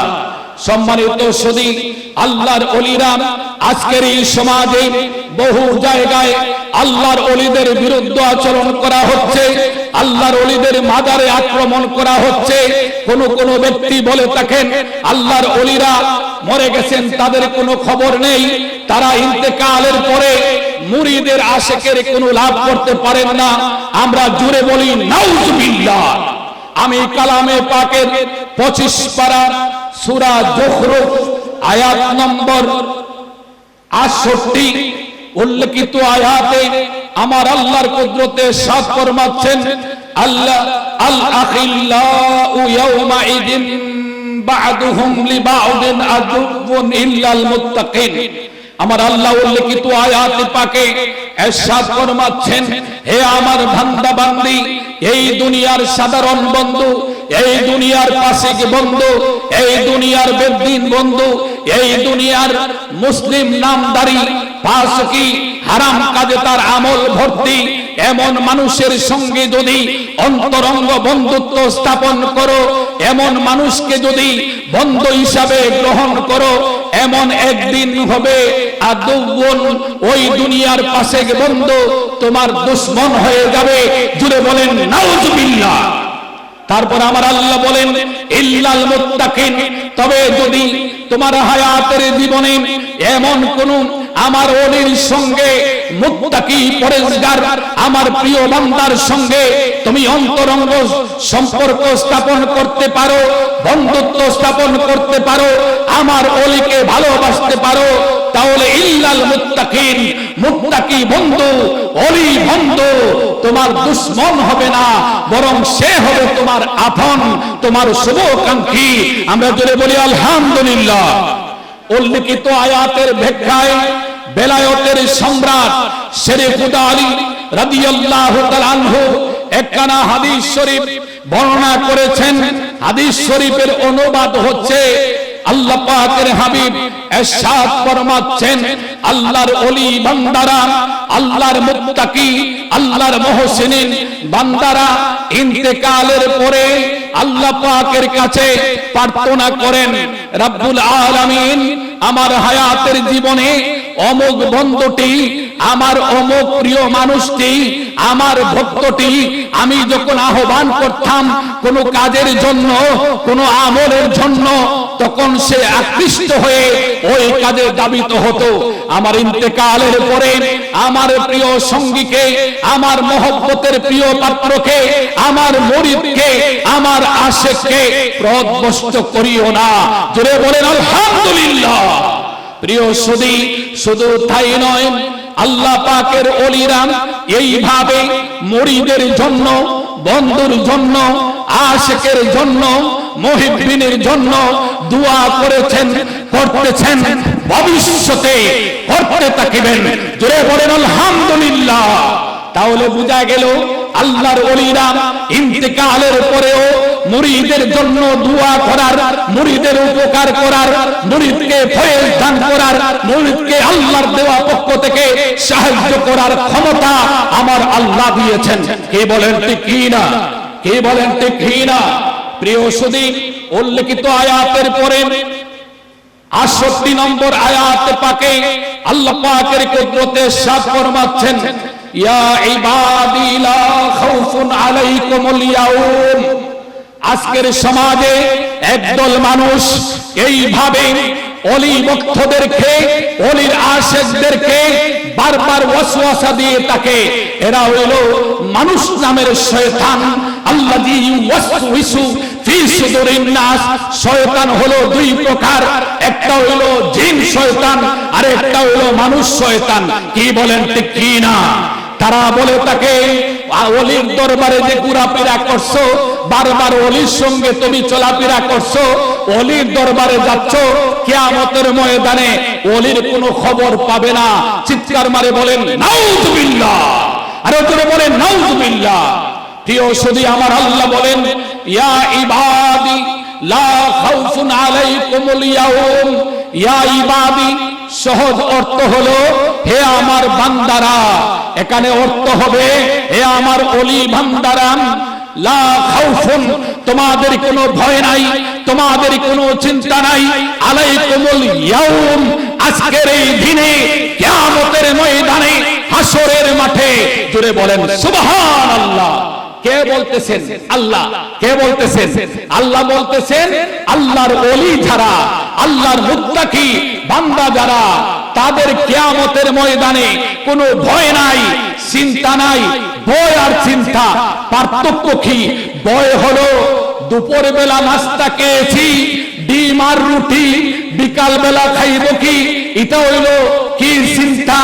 আর ভয় হলো আসরের ময়দানের ৫০,০০০ বছরের রাস্তা, মাথার আঘাত উপরে সূর্য, এইগুলি ভয়।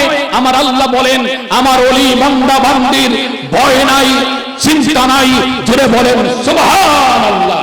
প্রিয় সুধী, তারপর আমার আল্লাহ বলেন, ওয়ালা আনতুম তাহজানুন, তাদের কোনো চিন্তাও নাই, ভয়ও নাই, চিন্তাও নাই। তাহলে এই দুনিয়ার যে আপনার মানুষ নামের শয়তান মানুষকে ওয়াসওয়াসা দেয়, আল্লাহর ওলিদেরকে কিয়ামতের ময়দানে পাবে না, এই কথাটি সরাসরি আল্লাহর কোরআন বিরোধী কিনা? কি বলেন বিরোধী কিনা? প্রিয় সুধী, শুধু তাই নয়, এরপরের আয়াতে আল্লাহ পাকের কুদরতে ইরশাদ ফরমাচ্ছেন, আল্লাযীনা আমানু, যারা ঈমান আনিয়াছে, বি আয়াতিনা, আমি আল্লাহর কুদরতের নিদর্শনের উপর, ওয়া কানু মুসলিমিন, এবং তারা মুসলমান। ওই সকল ওলি বান্দা বান্দীদেরকে আমার আল্লাহ কিয়ামতের ময়দানে বলবেন, উদখুলুল জান্নাতা, উদখুলুল জান্নাতা, তোমরা প্রবেশ করো, তোমরা প্রবেশ করো আমার চির শান্তিময় জান্নাতের মধ্যে। জুড়ে বলেন আলহামদুলিল্লাহ। তারপর আমার আল্লাহ বলেন, ওয়া আজওয়াজুহুম তুহবারুন, তোমরা কি করো? প্রবেশ করো। ওয়া আনতুম ওয়া আজওয়াজুহুম, শুধু তোমরা একা নয়, দুনিয়ার জীবনে তোমার সহধর্মিনী, তোমার স্ত্রী তোমাকে ইবাদত করতে সহযোগিতা করেছে, খেদমতে সহযোগিতা করেছে। তাই আজকের এই দিনে তুমি জান্নাতে একা প্রবেশ করবা না, সাথে সাথে তোমার সহধর্মিনী, তোমার স্ত্রীকে নিয়ে তুমি জান্নাতে প্রবেশ করো। জোরে বলেন সুবহানাল্লাহ। আমি কথা বাড়াবো না, আজকে আমরা আলোচনা শুনবো আমাদের কেন্দ্রীয় সম্মানিত উলামায়ে কেরামের কাছ থেকে, বিশেষ করে হুজুর কেবলার আমরা নুরানি তাকরীর আমরা শ্রবণ করব। কি বলেন ঠিক কি না? আমি শুধু হুজুর বলেছেন কিছু কথা তোমাকেও বলার প্রয়োজন আছে, এই জন্য হুজুরের আদেশ রক্ষার্থে আমি দুই চারটি কথা বলেছি। আমি কথা লম্বা করব না। আমি যদি তরিকতের বিষয়ে, আল্লাহর ওলিদের বিষয়ে আলোচনা করতে হয়, অনেক লম্বা হয়ে যাবে। হযরত মাওলানা আবু সালেহ মুহাম্মদ জাবের, যেমন হাদিসে আল্লাহর নবী বলেছেন, ইদা রুহু যুকির আল্লাহ, যাদেরকে দেখলে আল্লাহর কথা স্মরণ হয় তারা হলো আল্লাহর ওলি। আর আল্লাহ কোরআনে বলছেন, তোমরা নেককার সালিহিনদের অন্তর্ভুক্ত হও এবং তাদের সাথী হও।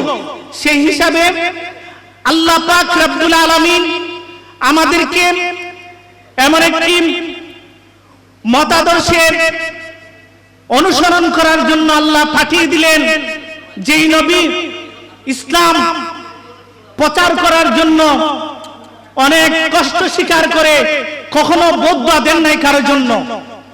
সেই ধারাবাহিকতায় আমরা বাংলাদেশের যতগুলা দরবার আছে সেই দরবারের অন্যতম একটি দরবার সোনাকান্দা দারুল হুদা দরবার শরীফ, যে দরবারের সংশ্লিষ্ট একটা কামিল মাদ্রাসা আছে। সেই কামিল মাদ্রাসার থেকে আমিও ছাত্র ছিলাম এক সময়। ওই মাদ্রাসার অনেক ছাত্র আছে যারা বাংলাদেশের বিভিন্ন প্রান্তে খেদমতে আঞ্জাম দিচ্ছেন। আমরা এমন একটি দরবারের সাথে মিলিত আছি যে দরবারে কোনো বেদাত নাই, শিরিক নাই। আমরা এমন একজন পীর সাহেব পেয়েছি, আপনি খেয়াল করবেন। আমি আমাদের হবিগঞ্জ থেকে আরো যত উপজেলা থেকে এসেছেন, জেলা থেকে এসেছেন, সকলের জ্ঞাতার্থে আমি বলছি, আমরা এমন একজন পীর সাহেব পেয়েছি। আপনি বাংলাদেশের যত কণ্ঠশিল্পী বক্তা আছে এদেরকে যদি আপনি একত্রিত করুন, আর সোনাকান্দার আলা হযরত পীর সাহেব কেবলার শুধু নসিহত না, হুজুর সব সময় বলেন, আমি যদি কণ্ঠ দিয়ে ওয়াজ করতাম বাংলাদেশের সেরা বক্তা হয়ে যেতাম। আপনি শুধুমাত্র একটা জিনিস খেয়াল করুন, হুজুরের ইসালের সব মাহফিল, হুজুরের বাড়িতে যে ইসালের সব মাহফিলের তালিম হয়, ওই তালিমকে আপনি ঘুমের মধ্যে একটু সময় শুনুন। এর থেকে আরো বেশি মজার বিষয় হলো হুজুরের কিয়ামটা আপনি একবার শুনুন। আপনার অন্তরে শান্তি লাগার জন্য আমি মনে করি, আমি দুইটা জিনিস লক্ষ্য করে দেখছি, এই দুইটাই আমাদের জন্য যথেষ্ট। এজন্য হাজিরিন, আমরা যারা উপস্থিত হয়েছি, আমরা যেন কণ্ঠের পাগল হইয়া আমাদের সিলসিলার কিছু মানি আর কিছু মানবো না, এরকম যেন আমরা না হই। আপনি যদি মানেন পুরাপুরি মানেন, না হলে এই সিলসিলা চলে ছেড়ে যান, সমস্যা নাই। যদি আমি একজন, আপনি একজন সোনাকান্দার অন্তর্ভুক্ত না হই, তাহলে আপনি দেখেন সমস্যা নাই। ইসালের সব মাহফিলে একটা জিনিস খেয়াল করুন, এত অজপাড়া গায়ে এত লাখো মানুষ কেন উপস্থিত হয়? একটাই, হুজুরের তালিম আর এই মন জুড়ানো কিয়াম। আপনি যদি এইটা গভীর রাতে অথবা আপনার মনের শান্তির জন্য হুজুরের কণ্ঠে একটু কিয়াম শুনুন, আপনি যত কণ্ঠশিল্পী আছে সবাই ফেল, হুজুর সেরা। এজন্য হাজিরিন, আমি বলবো আমরা আজে বাজের দিকে অগ্রসর না হয়ে আমরা হক সিলসিলা, এটা আমরা জানি হক সিলসিলা, এই হক সিলসিলার দিকে তাকায় আমি বলবো আমরা এদিক সেদিক যাতে আমাদের মন না যায়। আমরা যেহেতু পীর ধরেছি, আমরা মনে করি এটি হক্কানি পীর, এটা হক সিলসিলা। বাংলাদেশের যত হক সিলসিলা আছে, ওই হক সিলসিলার মধ্যে একটা হলো সোনাকান্দার দরবার শরীফ। এজন্য আমরা এদিক সেদিক না তাকাইয়ে আমাদের ঈমানি চেতনাকে উদ্দীপিত করার জন্য, আমাদের ভিতরের সকল ময়লাকে দূর করে আমরা আল্লাহ পর্যন্ত পৌঁছার জন্য আমরা আমাদের তালিম সুযোগ করব, আর আমরা একনিষ্ঠভাবে দরবারের খাদেম হওয়ার চেষ্টা করব। এই আশা প্রত্যাশা ব্যক্ত রেখে এক্ষুনি আমি আমার সংক্ষিপ্ত আলোচনা শেষ করছি। হযরত মাওলানা মুস্তাকিম বিল্লাহ। সম্মানিত উপস্থিতি, এর সাথে সাথে লক্ষ কোটি দুরূদ ও সালাম, তার চেয়েও বেশি আকায়ে নামদার তাজদার মদিনা মুহাম্মদুর রাসূলুল্লাহ সাল্লাল্লাহু আলাইহি ওয়াসাল্লামের প্রতি যে মহান রব্বুল আলামিন আমাদেরকে ওই শ্রেষ্ঠ নবীর শ্রেষ্ঠ উম্মত করেছেন, এই জন্য শুকরিয়া আদান আবারও মহান রব্বে কারীমের দরবারে আদায় করছি আলহামদুলিল্লাহ। মহান রব্বুল আলামিন পবিত্র কোরআনুল কারীমের মধ্যে ইরশাদ করছেন, ইয়া আইয়ুহাল্লাযীনা আমানুত্তাকুল্লাহ ওয়া কুনু মা'আস সাদিকিন। ঈমানদারদেরকে আল্লাহ পাক রব্বুল আলামিন ডাকছেন, ডেকে কি বলছেন? হে ঈমানদারেরা, তোমরা আল্লাহকে ভয় করো, আরেকটি কাজ করো। ওই কাজটা কি? ওয়া কুনু মা'আস সাদিকিন, তোমরা সত্যবাদীদের সাথী হয়ে যাও। বলেন সুবহানাল্লাহ। এখন প্রশ্ন আসতে পারে যে সত্যবাদী কারা? এদেরকে আমরা চিনব কিভাবে? এদের পরিচয় কি? এদের পরিচয় দিয়ে কোরআনুল কারীমের অন্য আয়াতের মধ্যে এই আয়াতের তাফসীরে বলা হয়েছে সত্যবাদীরা হলো মিনান নাবিয়িনা ওয়াস সিদ্দিকিনা ওয়াস শুহাদাই ওয়াস সালিহিন। আল্লাহ পাক রব্বুল আলামিন সত্যবাদী লোকদের পরিচয় তুলে ধরেছেন।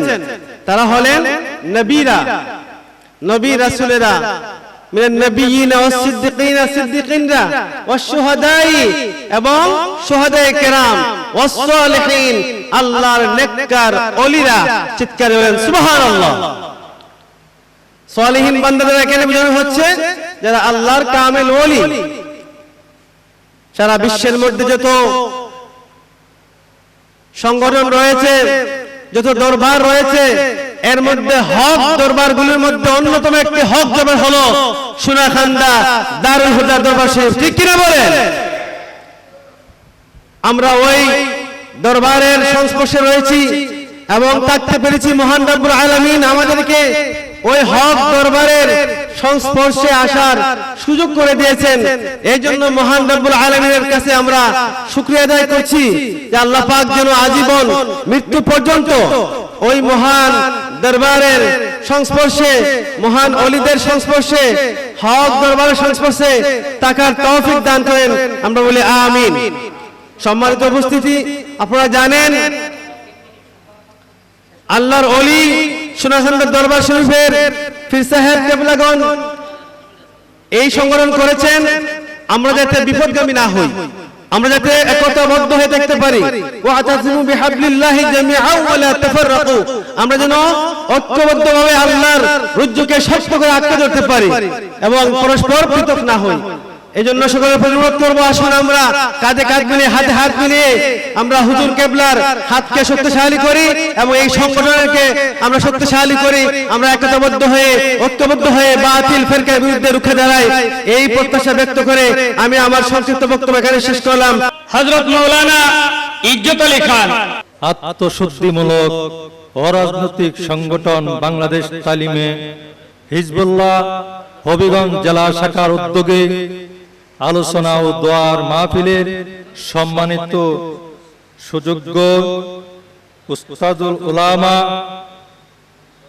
সভাপতি উপস্থিত আছেন উস্তাদুল উলামা আলহাজ আল্লামা মুফতি শফিকুর রহমান পীর সাহেব হুজুর কেবলা, কুবাহাটা আজিজিয়া দরবার, রহমানিয়া দরবার শরীফ।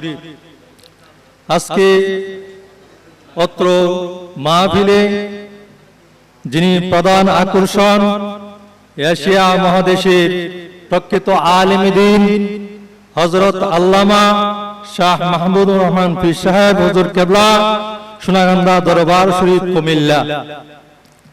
বিশেষ অতিথি হিসেবে উপস্থিত আছেন আল্লামা মোতালিব হোসেন সালিহি সাহেব, হেড মুহাদ্দিস সোনাখান্দা দারুল হুদা কামিল মাদ্রাসা। উপস্থিত আছেন আলহাজ মাওলানা আবু বকর সিদ্দিক রহমানী সাহেব, খলিফা সোনাখান্দা দরবার শরীফ, কুমিল্লা। এছাড়া আরো বহু উলামায়ে কেরাম এবং বুদ্ধিজীবী অত্র স্টেজে এবং প্যান্ডেলে উপস্থিত আছেন। আমার সম্মানিত আশিকান এবং নবীর প্রেমিক, ওলির প্রেমিক ভাইয়েরা, সর্বপ্রথমে আমি আমার ভূমিকা আলোচনা না করে আমার মূল বক্তব্যের মধ্যে চলে যাই, যেহেতু সংক্ষিপ্ত সময়ে আলোচনা করার জন্য বলছে। সম্মানিত হাজিরিন, আজকে আমাদের এখানে আসার উদ্দেশ্য হলো আত্মশুদ্ধি, নিজের আত্মাকে আত্মশুদ্ধি করার জন্য। ঠিক কিনা? আত্মশুদ্ধি করার জন্য মানুষের নফস শয়তানি বিভিন্নভাবে ওয়াসওয়াসা দিয়ে মানুষকে গুমরাহি করে জাহান্নামের দিকে নিয়ে যাচ্ছে। ঠিক কিনা? বর্তমান প্রেক্ষাপটে দেখা যায় আমরা মুসলমান দাবি করি, কিন্তু আমাদের মধ্যে বিভিন্ন মতামত রয়েছে। ঠিক কিনা? আজকে আমরা যেই দরবারে ডাকে এখানে উপস্থিত হয়েছি, এশিয়া মহাদেশের সুনামধন্য একটা দরবার শরীফ সোনাকান্দা, যেই দরবার নাম বললে বাংলাদেশের এক প্রান্ত থেকে অপর প্রান্ত এমন কোন মানুষ নাই চিনে না যে, ঠিক কিনা? আর এই দরবারের প্রতি আমার মনে হয় একজন মানুষও বলতে পারবে না, আমি এই পর্যন্ত শুনি নাই যে এই দরবারের মধ্যে শিরক বেদাত আছে, ঠিক কিনা? কিন্তু আমাদের মধ্যে যেই বিরাজ করছে বেদাত এবং শিরক নিয়ে, কিন্তু আরে ধরে সবাইকে মানুষে এটাই মনে করে দরবার হলে, আল্লাহর ওলির দরবার হলে এই জায়গার মধ্যে বেদাত হয়, এই জায়গার মধ্যে শিরক হয়, কিন্তু তা ঠিক না, ঠিক কিনা? সব দরবারকে এক বলে মনে করবেন না, কিন্তু এটা আল্লাহর ওলির দরবার, ঠিক কিনা? আমি বলছিলাম পবিত্র কালাম থেকে আমার আল্লাহ পাক রব্বুল আলামিন বলেন, আতিউল্লাহ ওয়া আতিউর রাসূল ওয়া উলিল আমরি মিনকুম। আমার আল্লাহ বলেন আতিউল্লাহ, তোমরা সর্বপ্রথমে আল্লাহর ইত্তেবা করো। কার ইত্তেবা করো? আল্লাহর ইত্তেবা করো। আতিউর রাসূল, এরপরে রাসূলের ইত্তেবা করো। এরপরে উলিল আমরি মিনকুম, তোমরা উলি আল্লাহদের ইত্তেবা করো। তাহলে উলি আল্লাহদের ইত্তেবা এবং অনুসরণ করলে তোমরা ইহদিনাস সিরাতাল মুস্তাকিমের পথ তোমরা পাবা। এই উলি আল্লাহদের ইত্তেবা করলে তোমরা ইহদিনাস সিরাতাল মুস্তাকিমের পথ তোমরা পাবা। আর এই পথে চললে, অনুসরণ করলে তোমরা অবশ্যই অবশ্যই তোমরা জান্নাতে যাইতে পারবা, ঠিক কিনা? হযরত মাওলানা শফিকুল ইসলাম চৌধুরী, খ্রিস্টানেরা, ইহুদি নাসারারা আমাদেরকে বিপদগামী করতেছে। শয়তান আমাদেরকে, মানুষ শয়তান, জিন শয়তান আমাদেরকে কুপথে নিতেছে, বিপদে নিতেছে, জাহান্নামের পথে চালিত করতেছে। এই মুহূর্তে আল্লাহর ওলি, সোনাকান্দার ওলি আমাদেরকে একটি দিক নির্দেশনা দিয়েছেন। যেই দিক নির্দেশনা হচ্ছে জান্নাতের দিক নির্দেশনা, যে রাস্তা হচ্ছে জান্নাতের পথ, যেই পথে চলিলে জান্নাতে যাওয়া যায়। আত্মশুদ্ধি, নিজের শুদ্ধতা। হাদিস শরীফে আছে, মানুষের শরীরের মধ্যে একটি মাংসের টুকরা আছে, সেই মাংসের টুকরা যদি শুদ্ধ হয় তার সমস্ত শরীর শুদ্ধ। আর ওই মাংসের টুকরাটা যদি অশুদ্ধ হয়ে যায়, অপবিত্র হয়ে যায়, তাহলে তার সমস্ত শরীরই অপবিত্র। আর অপবিত্র জিনিস জাহান্নামে উপযুক্ত। সেই মাংসের টুকরার নাম হচ্ছে আলা ওয়া ইন্না লিল জাসাদ, সেই মাংসের টুকরার নাম হচ্ছে কলব। কলব যদি শুদ্ধ থাকে তার সমস্ত শরীর শুদ্ধ থাকবে। এই রাস্তা দেখানোর জন্যই সোনাকান্দার পীর সাহেব কিবলা জমিয়তে তালিমে হিজবুল্লাহ একটি সংগঠন করেছেন। মরহুমে সানি হুজুর কিবলা জীবিত থাকা অবস্থায় তিনি বলেছেন যে সকলকে জান্নাতের পথ দেখাইতে হইবে।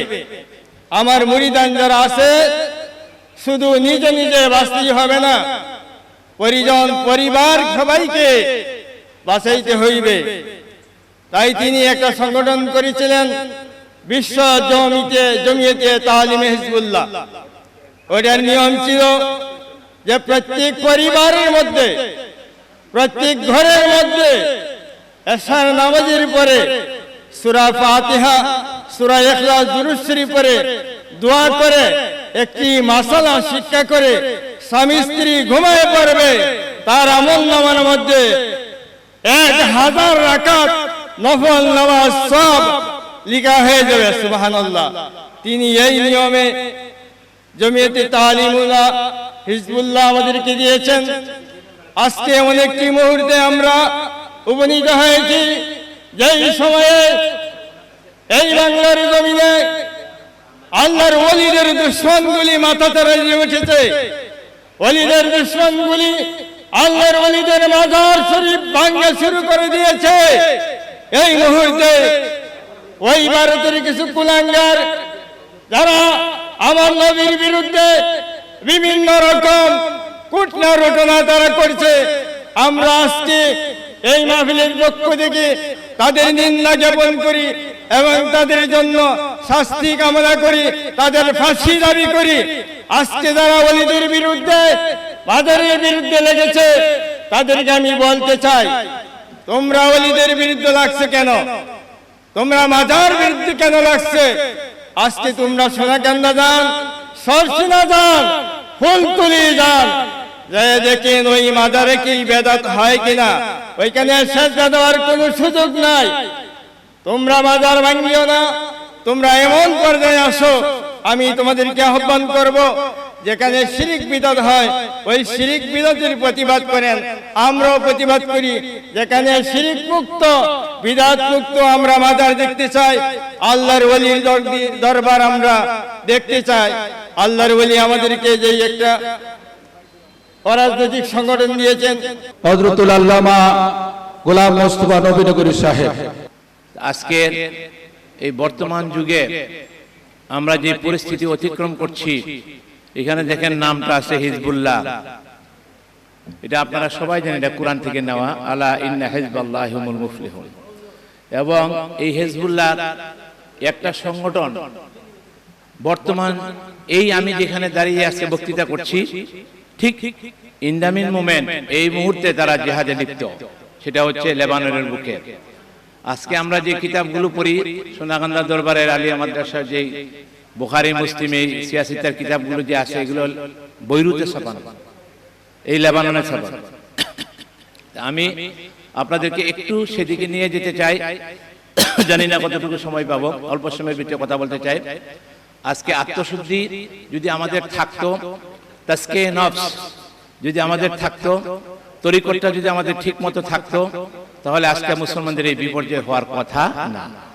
সূরা মরিয়মের শেষ আয়াতটা যেটা আমি তেলাওয়াত করলাম, ইন্নাল্লাযীনা আমানু ওয়া আমিলুস সালিহাত, যারা ঈমান আনার পরে নেক আমল করে, সায়াজআলু লাহুমুর রহমান বুদ্দা, স্বয়ং আল্লাহ তার প্রেমিক হয়ে যায়। সুবহানাল্লাহ। আমরা তো আল্লাহর প্রেমিক, যেখানে বলছেন আমি নিজেই তার প্রেমিক হই, আল্লাহ পাক নিজে তাকে ভালোবাসা শুরু করে। আর এই ভালোবাসার রূপটা, এই যে হাদিসটা আমি আপনাদের সামনে উপস্থাপন করলাম, বুখারী শরীফের হাদিস, সেই হাদিসটা আল্লাহ বলছে, মান আদা আলী ওয়ালিয়ান ফাকাদ আযানতু বিল হারবে, কেউ যদি আমার ওলির সাথে দুশমনি করে, শত্রুতা করে, আমি আল্লাহ তার বিরুদ্ধে যুদ্ধ ঘোষণা করে। জুড়ে বলেন সুবহানাল্লাহ।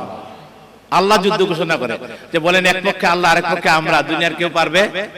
তাহলে ওলির পক্ষে কারা? ওলির পক্ষে কে? আল্লাহ।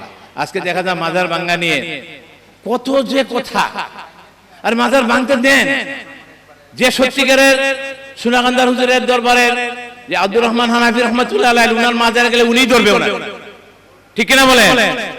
উনি এমন উঁচু দরজার মাকামের একজন ওলি ছিলেন, এবং এই পর্যায়ে আরো উঁচু পর্যায়ে যারা আছে তাদেরকে নিয়ে আমার আপনার চিন্তা করা লাগবে না। আমি সোনাকান্দা পড়াশোনা করেছি, যখন ঈসা আলাইহিস সালামের মাহফিল হইতো 1970-এর দশকের কথা বলছি, সেই সময় আমরা যারা ছাত্র, আমরা মাজার পাহারা দিতাম এবং আমরা মাজারে লিখতাম। আমার হাতের লেখা অনেক আছে, তখন প্রেস ছিল না, এরকম কম্পিউটার ছিল না, আমরা হাতে লিখতাম মাজারে সেজদা দেওয়া হারাম, এটা লেখে যেখানে সেখানে পেশাব পায়খানা করবে না, এগুলো আমরা লিখতাম।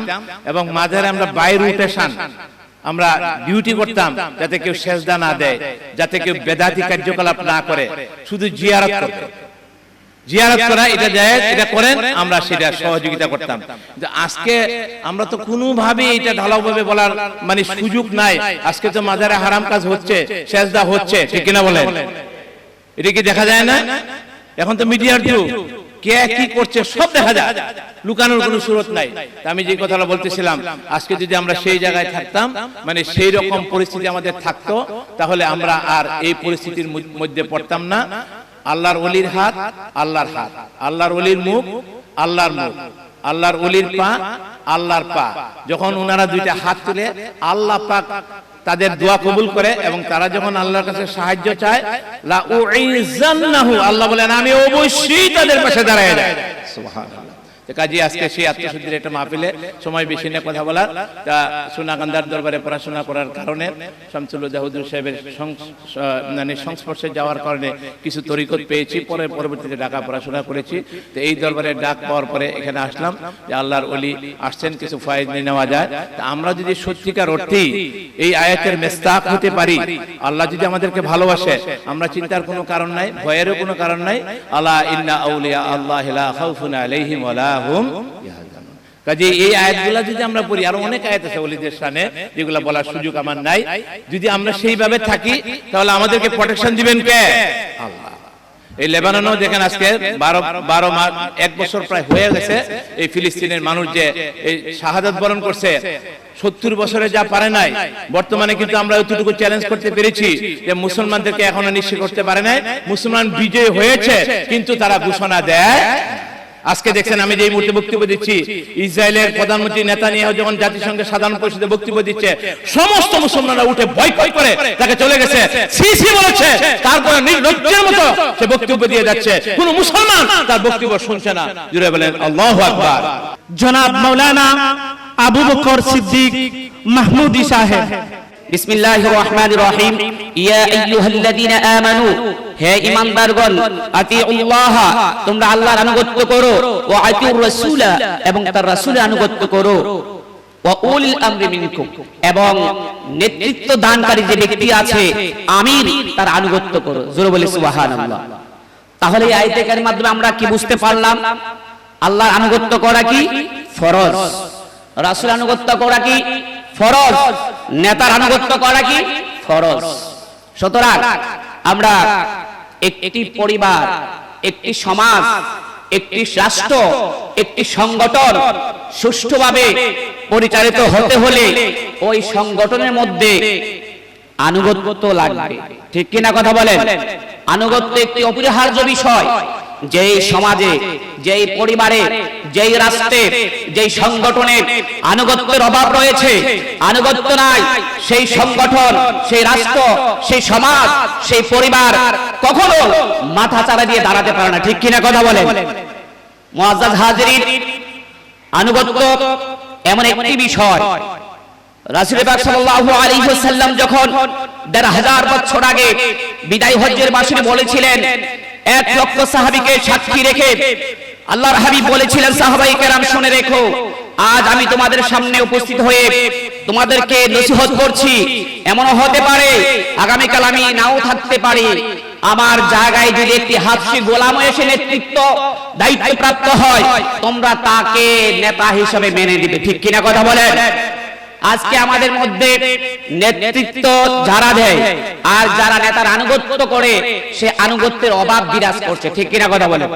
যার কারণে আজকে আমরা দেশ পরিচালনা, রাষ্ট্র পরিচালনা, সমাজ পরিচালনা, একটি সংগঠন পরিচালনা করতে গিয়ে আমরা বিভিন্ন বাধার সম্মুখীন হচ্ছি। আজকে এই আনুগত্য দুভাগে ভাগ করা যায়। কয় ভাগে? দুভাগে। একটি হচ্ছে নিষিদ্ধ আনুগত্য, আরেকটি হচ্ছে ফরজ ও ওয়াজিব আনুগত্য। নিষিদ্ধ আনুগত্য হচ্ছে একজন কাফির মুনাফিকের আনুগত্য করা, ফাসিক ফুজ্জার আনুগত্য করা, আহলে কিতাবের আনুগত্য করা। আল্লাহর হাবিব বলেছেন তাদের আনুগত্য করা কি হারাম, নাজায়েজ। সুতরাং আমি বলতে চাই, 2 নাম্বার হচ্ছে ফরজ ও ওয়াজিব আনুগত্য। সেটা হচ্ছে আল্লাহ পাক ও রাসূল করিম সাল্লাল্লাহু আলাইহি ওয়াসাল্লামের আনুগত্য করা হচ্ছে কি ফরজ, এবং নেতার আনুগত্য করা কি ফরজ। যেমন আল্লাহ পাক বলেছেন সূরা নিসার 59 নম্বর আয়াতে বলেছেন কি, ইয়া আইয়ুহাল্লাযীনা আমানু আতিউল্লাহ ওয়া আতিউর রাসূলা ওয়া উলিল আমরি মিনকুম। 3 ব্যক্তির কথা বলেছেন। কয় ব্যক্তির কথা? 3 ব্যক্তির কথা বলেছেন। আল্লাহর আনুগত্য, রাসূল আনুগত্য, তারপরে উলিল আমরি মিনকুম। কার আনুগত্য? নেতার আনুগত্য, আমিরের আনুগত্য। সুতরাং আমরা আল্লাহর হাবিব, আল্লাহ পাক বলেছেন যে মাইয়াতির রাসূলা ফাকাত আতা আল্লাহ, যে যে ব্যক্তি রাসূলের আনুগত্য করলো সে আল্লাহর আনুগত্য হয়ে গেল, করা হলো। সুতরাং আমি আমার এই হবিগঞ্জ জেলার বাংলাদেশ তালিমে হিজবুল্লাহর যে নেতৃবৃন্দ আছেন এখানে, আপনাদেরকে আমি লক্ষ্য করে একটি মেসেজ দিয়ে যাচ্ছি। আমাদের আহবার, আমাদের আমির যেই মেসেজ আমাদেরকে দিয়ে থাকেন, আমরা বলতে চাই আমাদের এই সংগঠন হচ্ছে একটি অরাজনৈতিক সংগঠন। ঠিক কিনা কথা বলে? কোন রাজনীতি আছে নাকি আমাদের মাঝে? রাজনীতি আছে? নাই। আত্মশুদ্ধিমূলক সংগঠন। তাহলে আমরা পাইরনি দিব কোনটাকে? আত্মশুদ্ধি। ঠিক কিনা কথা বলে? যার মধ্যে আত্মশুদ্ধি আছে তার মধ্যে অহংকার থাকবে না। যার মধ্যে আত্মশুদ্ধি আছে তার মধ্যে কোনো অহংকার, হীনা, কিনা, বিদ্বেষ কোনো কিছু থাকবে না। তার মধ্যে থাকবে কি একটা একতাবদ্ধতা। ঠিক কিনা কথা বলে? আজকে আমরা একতা না থাকলে যে কোনো মুহূর্তে, আপনারা জানেন আজকে আমাদের সমাজে, আমাদের রাষ্ট্রে, আমাদের বিভিন্ন সেক্টরে সেক্টরে আজকে বাতিল ফেরকা মাথাচাড়ে যে দাঁড়াচ্ছে। ঠিক কিনা কথা বলেন? যদি তাদেরকে রুখতে হয়, তাদের মোকাবেলা করতে হয়, তাহলে আমাদের মধ্যে কি থাকতে হবে? ইউনিটি। কি থাকতে হবে? ইউনিটি। আল ইত্তেহাদু কুওয়া, ইউনিটি ইজ দ্য স্ট্রং।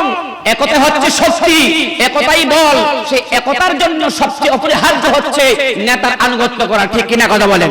প্রিয় সুধী, আজকে আমরা সময় স্বল্পতার কারণে সামনে আর কথা আমি বাড়াচ্ছি না। আমাদের একটাই দাবি থাকবে, একটাই দায়িত্ব, কর্তব্য। আল্লাহ রাসূল বলেছেন, কুল্লুকুম রাঈন ওয়া কুল্লুকুম মাসউলুন আন রায়াতিহি। প্রত্যেকটা দায়িত্বপ্রাপ্ত ব্যক্তি, তার অধীনস্থ যারা আছে তাদের ব্যাপারে একজন দায়িত্বশীল।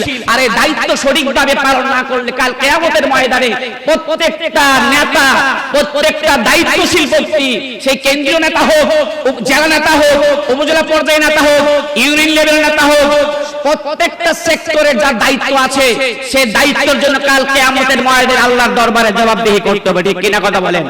আজকে আমাদের আমির যে দায়িত্ব দিয়েছেন, আমরা সভাপতি বুঝি না, সেক্রেটারি বুঝি না, আমি সাংগঠনিক সম্পাদক বুঝি না, নগণ্য একজন যে সদস্য আমার ওই 41 নম্বরে যার নামটা আছে, 51 নম্বরে যার নামটা আছে, সে যেরকম আনুগত্য করবে সভাপতি সেরকম আনুগত্য করবে, সভাপতি যেরকম আনুগত্য করবে সাংগঠনিক সম্পাদক তেমন আনুগত্য করবে। আমাদের মাঝে সংগঠন পরিচালনা করতে গেলে আমাদের মধ্যে আনুগত্যের কোনো ঘাটতি থাকা যাবে না। ঠিক কিনা কথা বলেন? আজকে আমি আপনাদের কাছে একটাই আবদার করব, আমাদের এই সংগঠন যদি আমরা এই বাংলাদেশের রন্ধ্রে রন্ধ্রে পৌঁছাতে চাই, তাহলে আমাদের আনুগত্যের কোনো বিকল্প নাই। ঠিক কিনা কথা বলেন? এই আশা ব্যক্ত রেখে আমার সংক্ষিপ্ত বক্তব্য এখানে শেষ করছি। আসসালামু আলাইকুম। হযরত মাওলানা সাইফুল ইসলাম মাহমুদী সাহেব।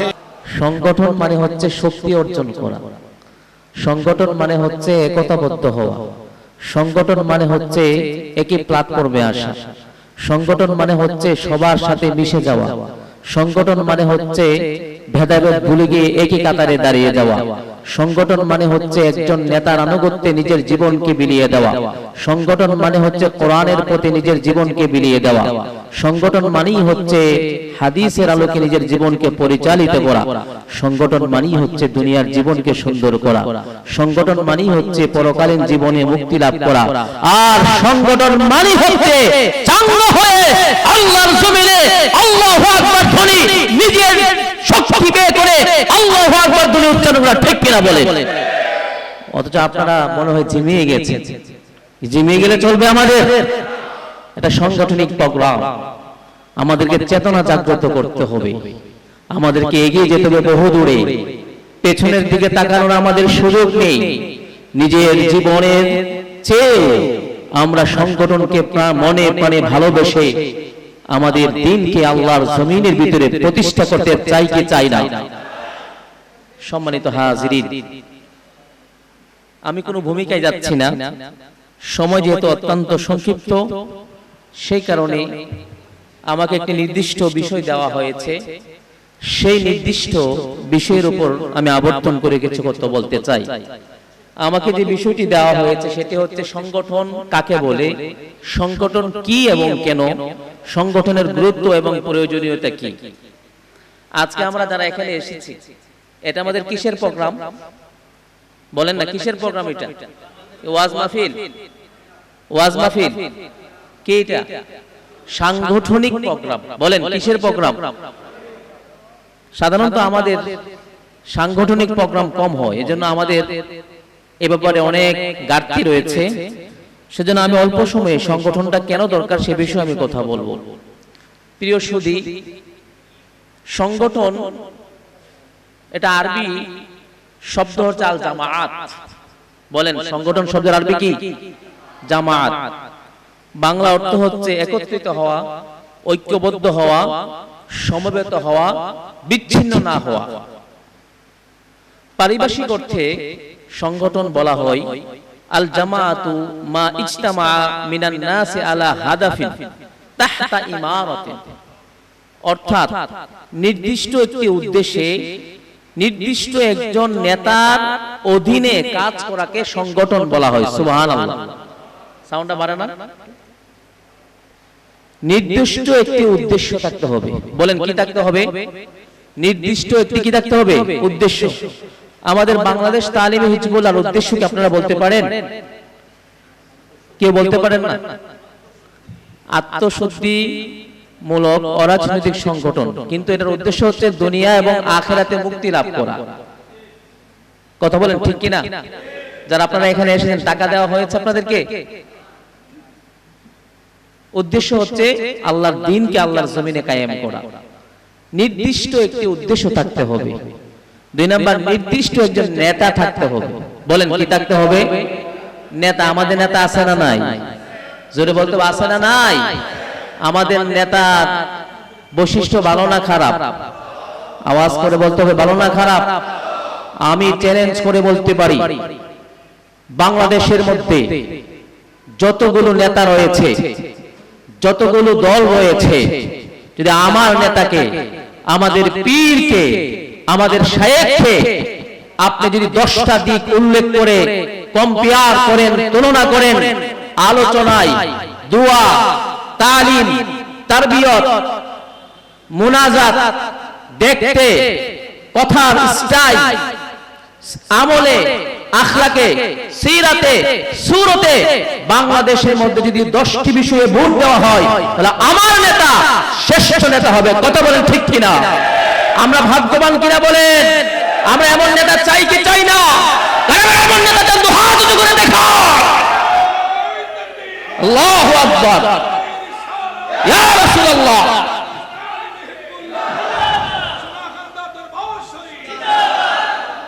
প্রিয় হাজিরিন, আমার নেতা হলো আমার আদর্শ, আমার নেতা হলো আমার দুনিয়াতে গাইডলাইন, আমার নেতা হলো পরকালে মুক্তির একটি উপায়। ঠিক কিনা বলেন? এজন্য আমরা এমন একজন নেতা পেয়েছি, আমরা আল্লাহর কাছে শুকরিয়া জ্ঞাপন করছি, আলহামদুলিল্লাহ। প্রিয় সুধী, আল্লাহ তাআলা কোরআনে বলেছেন, ওয়াতাসিমু বিহাবলিল্লাহি জামিআ ওয়া লা তাফাররাকু, তোমরা আল্লাহর দ্বীনকে শক্তভাবে, মজবুতভাবে আঁকড়িয়ে ধরো, ওয়া লা তাফাররাকু, তোমরা দলে উপদলে বিচ্ছিন্ন হয় না। সুবহানাল্লাহ বলে। তাহলে এখানে আল্লাহ তাআলা বোঝাতে চেয়েছেন, যে মেসেজটা দিয়েছেন সেটা হচ্ছে আমাদেরকে সংঘবদ্ধ জীবন যাপন করার জন্য আল্লাহ পাক বলেছেন। সুবহানাল্লাহ বলবেন না? প্রিয় হাজিরিন, ওমর ইবনুল খাত্তাব রাদিয়াল্লাহু তাআলা তিনি বলেছেন, লা ইসলামা ইল্লা বিজামাআতিন, ইসলাম আল্লাহর জমিনে প্রতিষ্ঠিত হবে না যতক্ষণ না তোমরা সংঘবদ্ধ জীবন যাপন না করো। ওয়ালা জামাআতা ইল্লা বিইমারাতিন, আর সংগঠন ততক্ষণ হবে না যতক্ষণ না তোমরা নেতৃত্বে না আসো। ওয়ালা ইমারাতা ইল্লা বিতাআতিন, নেতৃত্ব হবে না যতক্ষণ না তোমরা আনুগত্য প্রকাশ না করো। সুবহানাল্লাহ। প্রিয় সুধী, যখন আরবের মধ্যে হানাহানি, কাটাকাটি, মারামারি, লুটতরাজ, হাহাজারি, অন্যায়, অবিচার ভরপুর হয়ে গিয়েছিল, আরবের মধ্যে অশান্তির দাবানল জ্বলজ্বল করে জ্বলছিল, আরবের মানুষগুলো শান্তির পরশ পাওয়ার জন্য একজন নেতাকে খুঁজেছিল। ঠিক তখনই আপনার আমার প্যারা নবী মুহাম্মদ আরবি সাল্লাল্লাহু আলাইহি সাল্লাম নেতার ভূমিকায় তিনি ভূমিকা রেখে হিলফুল ফুজুল নামে মাত্র 16 বছর বয়সে সংগঠন উপহার দিয়ে আরবের মধ্যে শান্তি প্রতিষ্ঠা করেছিলেন। সুবহানাল্লাহ। তাহলে আল্লাহ রাসূল সাল্লাল্লাহু আলাইহি সাল্লাম তিনি সংগঠন প্রতিষ্ঠা করেছেন। ওমর রাদিয়াল্লাহু তাআলা তিনি সংগঠনের ব্যাপারে তিনি বলেছেন, সংগঠন ছাড়া ইসলাম প্রতিষ্ঠা হয় না। আল্লাহ সুবহানাহু ওয়া তাআলা কোরআনেও বলেছেন সংগঠন করার জন্য।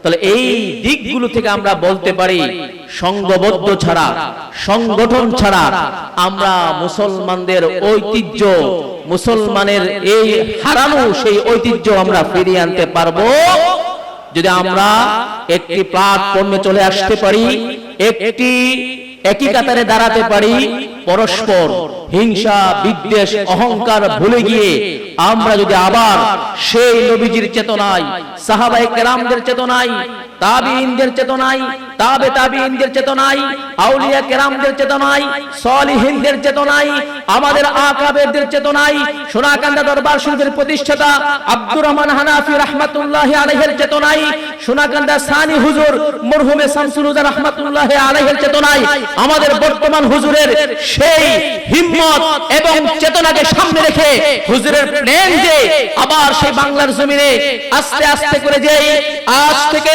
1450 বছর পূর্বে ইসলামের আলো নিভে গিয়েছিল, আবার হুজুর চাচ্ছেন সেই চেতনা সংগঠনের মাধ্যমে সংঘবদ্ধ হয়ে আল্লাহর জমিনের মধ্যে, বাংলার জমিনের প্রত্যেকটা ঘরে ঘরে কোরআনের বাণীকে, হাদিসের বাণীকে পৌঁছে দেওয়ার মাধ্যমে আত্মভোলা, পথভোলা, পথভ্রষ্ট মানুষদেরকে সঠিক পথের সন্ধান দিয়ে দুনিয়ার জীবন এবং পরকালীন জীবন শান্তির জন্য আমাদেরকে সংগঠন উপহার দিয়েছেন বাংলাদেশ তালিমি হিজবুল্লাহ। কথা বলেন ঠিক কিনা? এই সংগঠন ঐক্যের কথা বলে, এই সংগঠন মানুষের আত্মশুদ্ধির কথা বলে, এই সংগঠন মানুষদেরকে মুক্তির পথ দেখায়, এই সংগঠন মানুষদেরকে একজন আল্লাহর ওলি বানায়, এই সংগঠন মানুষদেরকে সলিহিন বানায়, এই সংগঠন একজন মূর্খ মানুষকে কুতুব বানিয়ে দেয়। কথা বলেন ঠিক কিনা? আমার পূর্বে যিনি বক্তব্য দিয়েছেন ওনার বক্তব্যের ভিতরে আয়াত করেছেন ওয়াতাসিমু বিহাবলিল্লাহি জামিআন ওয়া লা তাফাররাকু। এর আগের বক্তাও একতার উপরে কিছুটা আলোচনা করেছেন। আজকের সারা বিশ্বে প্রায় 200 কোটি মুসলমান হওয়া সত্ত্বেও, পৃথিবীর সবচাইতে বেশি সম্পদের মালিক হওয়া সত্ত্বেও আজকে সবচাইতে বেশি নির্যাতিত, নিগৃহীত মুসলমানেরা। এর একমাত্র কারণ অনৈক্য, এর একমাত্র কারণ অনৈক্য, আল্লাহর ফরজ বিধানকে অমান্য করা। আল্লাহ বলছেন ওয়াতাসিমু বিহাবলিল্লাহি জামিআন ওয়া লা তাফাররাকু। আগে একটা গল্প বলি। 3টা ষাঁড়, এলাকার ভাষায় বলে দেখা, 3টা দেখা, একটা সাদা, একটা লাল, একটা কালো, 3টা একসাথে থাকে। শরীরে খুব চর্বি হয়েছে। শিয়ালের কল্পনা জাগছে কলজা খাইতো, গরুর লোকে তো আর শিয়ালে পারতো না। বাঘেরে গিয়া ফটাইছে, বাঘেরে কথা থালাইছে, মামু দেখছো নি ষাঁড় 3টা এক লগে কি মুটা তাজা, কি চর্বি ধরছে চলল। বাঘে কয় আমি তো দেখি ঠিক হই, কিন্তু এরার লগে তো এরা 3টা একসাথে থাকে পারতাম না তো। বঞ্চিত, নিগৃহীত, অপমানিত। আল্লাহ পাকের ফরজ বিধান, আল্লাহ বলছেন ওয়াতাসিমু বিহাবলিল্লাহি জামিআ, তোমরা এক থাকো, এক থাকো, আল্লাহর নির্দেশ ফরজ। ওয়ালা তাফাররাকু, আর তোমরা বিচ্ছিন্ন হইও না, বিচ্ছিন্ন হওয়াটা হারাম। আল্লাহ সুবহানাহু ওয়া তাআলা আমাদেরকে এর উপরে আমল করবার তৌফিক দেন। মাওলানা কামরুল হাসান সিদ্দিক সাহেব। আমরা এখানে যারা সমবেত হয়েছি, আমরা ইতিপূর্বে সংগঠনের প্রয়োজনীয়তা, সংগঠনের গুরুত্ব সম্পর্কে শুনেছি। আমরা যে বাংলাদেশ তালিমি হিজবুল্লাহ, এই সংগঠনের একজন কর্মী হবে, একজন খাদেম হবে, আমাদের কিছু কাজ আছে, আছে কিনা বলেন? সংগঠন করার পিছনে আমাদের কিছু লক্ষ্য উদ্দেশ্য আছে কিনা? আমরা এখানে কমিটি ঘোষণা হলো, আমরা জানলাম, সদস্য হলাম, আমাদের কাজ কি, এই সংগঠনের মাধ্যমে আমরা কি করব? আমাদের এই কার্যকলাপগুলো যদি আমরা না জানি, তাহলে এই সংগঠনে অন্তর্ভুক্ত হওয়াটা আমাদের তেমন বেশি উপকৃত করবে না। এই সংগঠনের অন্যতম কিছু গুরুত্বপূর্ণ লক্ষ্য হচ্ছে আল্লাহ রাব্বুল আলামিনের দেয়া এই জমিনের মধ্যে আল্লাহ রাব্বুল আলামিনের বিধানগুলিকে রাসূলুল্লাহ সাল্লাল্লাহু আলাইহি ওয়াসাল্লামের সেই সুমহান আদর্শের মাধ্যমে এই পৃথিবীতে বাস্তবায়নের কাজকে ত্বরান্বিত করার জন্য বাংলাদেশ তালিমে হিজবুল্লাহ কমিটিতে অন্তর্ভুক্ত হওয়া, ঠিক কিনা বলেন? আমাদের দুনিয়াবি কোনো উদ্দেশ্য আছে? দুনিয়াবি কোনো সম্পদ, দুনিয়াবি কোনো পদ পদবি, লোভ লালসা, ক্ষমতা কোনো কিছুই আমরা চাই না। আমরা এই সংগঠনের মাধ্যমে আল্লাহ এবং তার প্রিয় রাসূল সাল্লাল্লাহু আলাইহি ওয়াসাল্লামের সন্তুষ্টি অর্জন করতে চাই, ঠিক কিনা বলেন? আমাদের সম্পর্ক সোনাকান্দা দারুল হুদা দরবার শরীফের সাথে, আর সোনাকান্দা দারুল হুদা দরবার শরীফের সম্পর্ক স্বয়ং মদিনার কামলিওয়ালা নবীর সাথে, ঠিক কিনা বলেন? তাহলে আমরা এই সংগঠনের মাধ্যমে মূলত সোনাকান্দা দরবারের খেদমত করছি না, আমরা খেদমত করছি মুহাম্মদুর রাসূলুল্লাহ সাল্লাল্লাহু আলাইহি ওয়াসাল্লামের ঘাম ঝরানো প্রতিষ্ঠিত দ্বীনের আল্লাহ এবং তার রাসূলের সন্তুষ্টির জন্য, ঠিক কিনা বলেন? এই জন্য আমরা কে কোথায় পদ পেলাম সেটা আমাদের মুখ্য উদ্দেশ্য নয়। আমরা সোনাকান্দা দরবার শরীফের হযরত পীর সাহেব কেবলার নেতৃত্বে সোনাকান্দার পতাকা তলে থেকে সোনাকান্দার রঙে, সোনাকান্দা থেকে আমাদেরকে যে শিক্ষা দেওয়া হয়, যে আদর্শ আমাদেরকে তালিম দেওয়া হয়, এই আদর্শ এই তালিম নিজে গ্রহণ করে সেই অনুযায়ী আমাদের সমাজ ব্যবস্থাকেও প্রতিষ্ঠিত করতে রাজি আছি কিনা আমরা বলে? আল্লাহ আমাদের সবাইকে কবুল করুন, বলুন আমিন। আল্লাহ বাংলাদেশ তালিমি হিজবুল্লাহ সহ এর সমস্ত অঙ্গ সংগঠনগুলো, বাংলাদেশ ইসলামী যুব কাফেলা, বাংলাদেশ ইসলামী ছাত্র কাফেলা, বাংলাদেশ ইমাম কাফেলা, বাংলাদেশ ইসলামী শ্রমিক কাফেলা এবং দরবারের সমাজ সেবামূলক সংগঠন ইনফাক ফর হিউম্যান, এই সংগঠনগুলোকে আল্লাহ রাব্বুল আলামিন কবুল করুন। হযরত মাওলানা আবু বকর সিদ্দিক রহমানী সাহেব, আল্লাহ পাকের দরবারে লাখ কোটি শুকর আদায় করছে আজকের এই পবিত্র আলোচনা সভা ও দোয়ার মাহফিলে আল্লাহ পাক আমাদেরকে হাজির হওয়ার তৌফিক দিয়েছেন। এই জন্য একবার কালিমাতে শুকর আদায় করি আলহামদুলিল্লাহ। আপনারা জানেন যে আজকে হবিগঞ্জ জেলার কমিটি গঠন হবে, বিভিন্ন উপজেলার কমিটি গঠন হবে। তো বাংলাদেশ তালিমে হিজবুল্লাহ সম্পর্কে আপনারা অনেক কিছুই শুনেছেন। এই সংগঠনটি নতুন নয়, আজ থেকে প্রায় 80 বছর বা তার চেয়েও বেশি হইতে পারে আমাদের দাদা পীর আব্দুর রহমান হানাফি রহমাতুল্লাহ আলাই প্রতিষ্ঠা করে গেছেন। কারণ তিনি হয়তো সেই সময় উপলব্ধি করতে পারছেন এমন একটি সময় আসবে আমাদের সংঘবদ্ধ হওয়া অত্যন্ত জরুরি হয়ে পড়েছে। বিশেষ করে আপনারা জানেন আত্মশুদ্ধি আলাদের সংগঠন হলো, এটা ওলি আল্লাহদের সংগঠন, এটা তরিকতের সংগঠন, এটা আল্লাহ আলাদের সংগঠন। কথা বলেন ঠিক কিনা?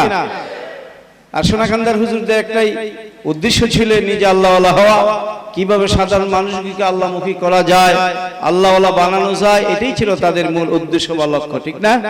আর আপনারা শুনেছেন বাংলাদেশ তালিমে হিজবুল্লাহর মূল লক্ষ্য উদ্দেশ্য আল্লাহ পাকের নির্দেশ, নবী সাল্লাল্লাহু আলাইহি ওয়াসাল্লামের এই তরিকা অনুযায়ী, আহলে সুন্নাত ওয়াল জামাতের তরিকা অনুযায়ী, সাহাবায়ে কেরাম আজমাইন আউলিয়ায়ে কেরামের পথ মতের উপর প্রতিষ্ঠিত থেকে নিজেকে আত্মশুদ্ধি করা এবং অন্যকে আত্মশুদ্ধি করার জন্য চেষ্টা করা, এটি হলো বাংলাদেশ তালিম হিজবুল্লাহর মূল উদ্দেশ্য বা লক্ষ্য। দুনিয়াবি কোনো উদ্দেশ্য নয়, রাজনৈতিক নয়, মিছিল মিটিং ভাঙচুর, রাস্তাঘাট কি করা, অবরোধ করা, এই কোনো উদ্দেশ্য বাংলাদেশ তালিম হিজবুল্লাহর নয়, ঠিক নেই? এটা উদ্দেশ্য হলো শুধু আল্লাহওয়ালা হওয়া, নিজে আল্লাহওয়ালা, অন্যকে আল্লাহওয়ালা বানানো। আমাদের বর্তমান হুজুরে বলেন যে বাংলাদেশ তালিম হিজবুল্লাহর প্রধান কর্মসূচি হলো আমাদের তালিমি জলসা করা, জিকিরের মাহফিল প্রতিষ্ঠিত করা। কারণ আল্লাহ পাক বলছেন কদ আফলাহা মান তাযাক্কা, যে আত্মশুদ্ধি করতে পেরেছে সেই সফলতা লাভ করেছে, ঠিক কিনা বলেন? আর বর্তমানে আমরা জানি যে আমাদের তরিকত তাসাউফ এর বিরুদ্ধে অনেক কি বলেন লোক পিছনে লাগছে এগুলিকে ধ্বংস করার জন্য। আপনারা শুনছেন তো মাজার ভাঙ্গা, তো ওলি আল্লাহদের মাজার ভাঙবেন কেন? যে ওলি আল্লাহদের উসিলায় আমরা মুসলমান হয়েছি, এদেশে ইসলাম এসেছে, আপনি সেই ওলি আল্লাহর মাজার ভাঙবেন কেন? যদি মাজারে কোনো অবৈধ কাজ হয়, শিরক বেদাত হয়, আপনি সেটা কি করবেন? রোধ করবেন, সেটা নিষেধ করবেন। এইভাবে জায়গায় জায়গায় দেখা গেছে আমাদের লোকেরা জিকির করলে তারা বাধা দেয়, এইভাবে জিকির করার কোনো নিয়ম কোরআন হাদিসে নাই। কি কোরআন হাদিসে জিকিরের কথা নাই? কথা বলেন না কেন? বহু জায়গায় বাধা দিচ্ছে। এই মুহূর্তে আমাদের সংঘবদ্ধ হওয়া একান্ত জরুরি, ঠিক কিনা বলেন? তারা যদি জানে যে সোনাকান্দা দরবার শরীফের একটা সংগঠন আছে বাংলাদেশ তালিম হিজবুল্লাহ, তাইলে তারা আমাদের সামনে আসতে একটু ভয় পাবে। কি বলেন? আর আপনারা তো জানেন একতাই বল, একতাই শক্তি। আমরা যদি সংঘবদ্ধ হয়ে থাকি ইনশাআল্লাহ কেউ আমাদের কোনো ক্ষতি করতে পারবে না। সুতরাং বর্তমানে আমাদের এই সংগঠন খুব জরুরি এবং প্রয়োজন, ঠিক কিনা বলেন? আলহাজ হযরত মাওলানা আবু তাহের মোহাম্মদ সালাউদ্দিন সাহেবকে হুজুরকে নসিহত পেশ করার জন্য সবিনয়ে অনুরোধ করছি। হযরত আদম আলাইহিস সালামের বিচত হলো ফজরের সময়, আর আমার রাসূলুল্লাহ আসরের সময়। আসর থেকে মাগরিব এই সময়টা কি বেশি না কম? সকলে বলেন বেশি না কম? আমার নবী, নবী আখিরুজ জামান, শেষ জামানার নবী, 1450 বছর চলে গেছে। নবীজির তশরিফ আনার পর কত বছর গেছে? 1450 বছর। আখিরি জমানা। নবীজি ফরমাইছেন আনা ওয়াসাতুকা হাতাইন, আমি এবং কিয়ামতের দুইটা আঙ্গুলের মতো। দুইটা আঙ্গুলের মধ্যে কোনো দূরত্ব আছে নি? যেমনি কাছাকাছি দুইটা আঙ্গুল, আমি এবং কিয়ামত এমনি ভাবে কাছাকাছি আল্লাহ তাআলা আমাকে প্রেরণ করেছেন। এর মধ্যে 1450 বছর চলে গেছে। আলোর থেকে যত দূরে যাওয়া যায় অন্ধকার। আমার রাসূলুল্লাহ সাল্লাল্লাহু আলাইহি ওয়াসাল্লাম 1450 বছর পূর্বে নবীজির বিচত হয়েছে। অনেক জমানা, অনেক কাল চলে গেছে। রাসূল পাক সাল্লাল্লাহু আলাইহি ওয়াসাল্লাম শেষ জমানা সম্পর্কে অনেক ভবিষ্যৎবাণী দিয়ে গেছেন। কথা লম্বা করব না। আমার রাসূলুল্লাহ সাল্লাল্লাহু আলাইহি ওয়াসাল্লাম ফরমাইছেন সায়াকুনু ফি আখিরিজ জামানি দাজ্জালুনা কাযাবুনা ইয়াতুনাকুম বিআহাদিসিন লাম তাসমাউ আনতুম ওয়ালা আবাউকুম ইয়াকুম ওয়া ইয়াহুম মান তাদিল্লুনাকুম ওয়ালা তাফতানুনাকুম। অতি সত্তর শেষ জামানায় বড় দাজ্জাল, কানা দাজ্জাল বাইর হওয়ার পূর্বে কতগুলি দাজ্জালের চেলা বাইর হবে। মিথ্যাবাদী দাজ্জালুনা কাযাবুনা ইয়াতুনাকুম বিআহাদিসিন, তারা এমন এমন কথা তোমাদের সামনে পেশ করবে যা তোমরাও শোনো নাই, তোমাদের বাপ দাদারাও শুনে নাই। তারা ভিন্ন, তোমরা ভিন্ন। তাদেরকে তোমাদের কাছে আনিও না, তাদের কাছে তোমরা যাইও না। দেখার পবিত্র বাণী আমার রাসূলুল্লাহ। এই জমানাটা সেই জমানা কি না? এই জমানাটা সেই জমানা কি না? ফিতনার জমানা, ফিতনা। এখন কত রকম ফিতনা, কত রকম ফিরকা বাইরে হইছে। আহলে কুরআন, কুরআন ছাড়া কিছু মানি না। আবার বাইরে হইছে কুরআন আহলে হাদিস, হাদিস ছাড়া মানি না। অথচ আমাদের শরীয়তে ইসলামের দলিল হলো 4টা। কটা দলিল? কিতাবুল্লাহ, সুন্নাতুর রাসূলিল্লাহ, ইজমাউল উম্মাহ, কিয়াস। কেউ কুরআন মানে, হাদিস মানে, ইজমা মানে না, কিয়াস মানে না। কেউ কুরআন মানে আর কিছুই মানে না। সত্যিকারের বিদআতকারী হলো তারা। অথচ হানাফি, শাফি, মালিকি, হাম্বলি 4টা মুযহাবের অনুসারীদেরকে মুবতাদিঈন বলা হচ্ছে।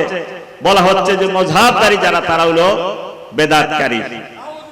বলেন নাউযুবিল্লাহ। আহলে সুন্নাত ওয়াল জামাত হলো আসল বেদাতি, আর তারা হলো মধ্যখানে আহলে হক।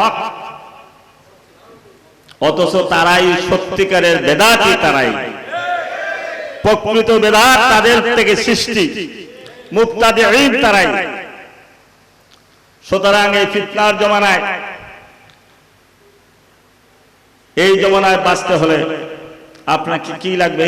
যে আয়াত শরীফ আমি প্রথমে বলেছি, আল্লাহ তাআলা ফরমান ইয়া আইয়ুহাল্লাযীনা আমানুত্তাকুল্লাহ, হে ঈমানদার হে ইমানদারগণ তোমরা তাকওয়া ইখতিয়ার করো, তাকওয়া পরহেজগারি ইখতিয়ার করো। পরহেজগার আপনি হইছেন, নিজে নিজে পরহেজগার হইছেন, পরহেজগার হইয়াই শেষ করে দিন। বসে আদান টাইম হয়ে গেছে, 2 মিনিটে শেষ করে দিব। যাক, আজানের সময় হয়ে গেছে, আমি আর লম্বা করলাম না, আমার বক্তব্য এখানে শেষ। আজানের জবাব দিতে হবে, তাহলে আমি যে কথাটা বলছিলাম, কথাটা গুছানো আমার দ্বারা সম্ভব হয় নাই, আল্লাহ পাকের ইচ্ছা। ওয়াতাসিমু বিহাবলিল্লাহি জামিআন ওয়া লা তাফাররাকু, 2টা আয়াত আমি পেশ করেছি। আমার দাদা পীর মুর্শিদ কেবলা বলছিলেন যে তোমরা ফুটলা বান্ধো। কি বান্ধো? ফুটলা বান্ধো। আমাদের পীর কেবলা নকল করেছেন বহুবার। ভাটি অঞ্চলের মধ্যে যখন পানি থই থই পানি হয়, যখন জায়গায় জায়গায় যত পিঁপড়া আছে, পিপিলিকা আছে, সবগুলি পিপিলিকা একটা বলের মতো হয়, বলের মতো হইয়া এটা পানির মধ্যে বাঁচতে থাকে। শেষ পর্যন্ত আপনি একটা মাটির কোনো ছোঁয়া পাইলে সেখানে গিয়ে আত্মরক্ষা করতে পারে। আর যে পিঁপড়াগুলি আলাদা হয়ে যায়, ওই দাদা পিসাবের বাসা কাটাইরা মাছের টুকরাইয়া টুকরাইয়া খাইব। কাটাইরা মাছ একটা মাছ আছে যেটা পানির মধ্যে, আমাদের এলাকার মানুষ হয়তো এই মাছটা নাও চিনতে পারেন, সাপলা মাছ থেকে এরকমই হবে, ছোট মাছ আর কি। ওই ছোট মাছ এই পিঁপড়াগুলি কি করে ধরে ধরে খায়। আর যেটা বল হয়ে গেছে সেটা এবং পানির মধ্যে বাঁচতেছে, সেই বলটাকে কেউ কি করতে পারে না। পিঁপড়া কোনো মাছের ক্ষমতা নাই, বোয়াল মাছও খাইতে পারতো না, এত বড় বল হয়, বোয়াল মাছও এটাকে কি করতে পারবে না, খাইতে পারবে না।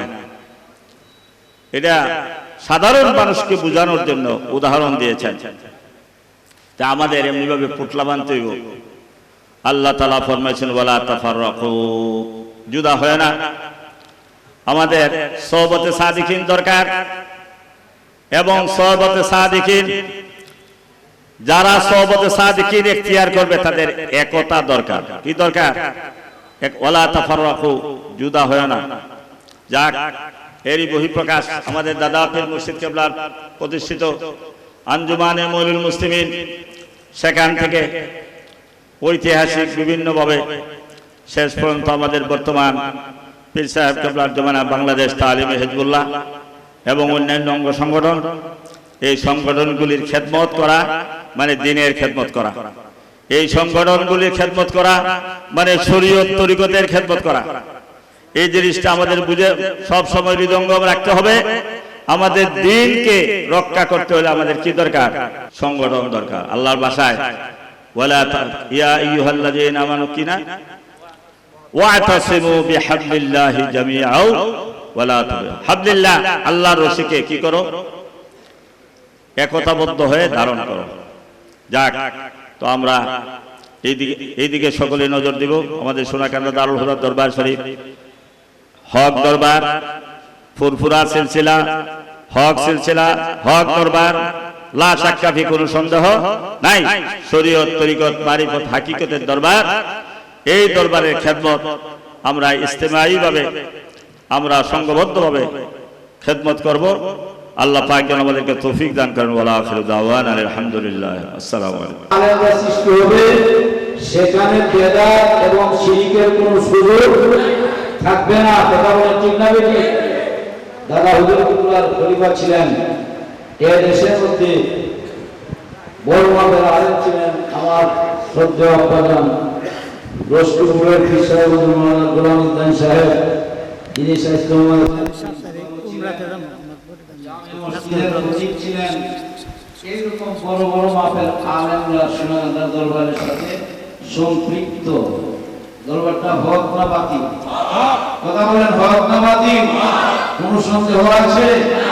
অতএব আমাদের প্রিয় মসজিদ যদি দিক নির্দেশনা দেয়, সেই দিক নির্দেশনাটা আমাদের বিশ্বাস, যেহেতু সোনাগান্ধা থেকে এসেছে, ইসলাম কুরআন সুন্নাহ রিসার্চ করে এসেছে, আমাদের প্রিয় মসজিদ বর্তমান আলা হযরত পীর সাহেব কিবলা, যিনিকে দেখেন বয়সে মনে করেন আমার ছেলে অনেক ছোট হইলেও উনি একজন বড় মাপের হাক্কানি আলেম। কথা বলেন ঠিক না ঠিক?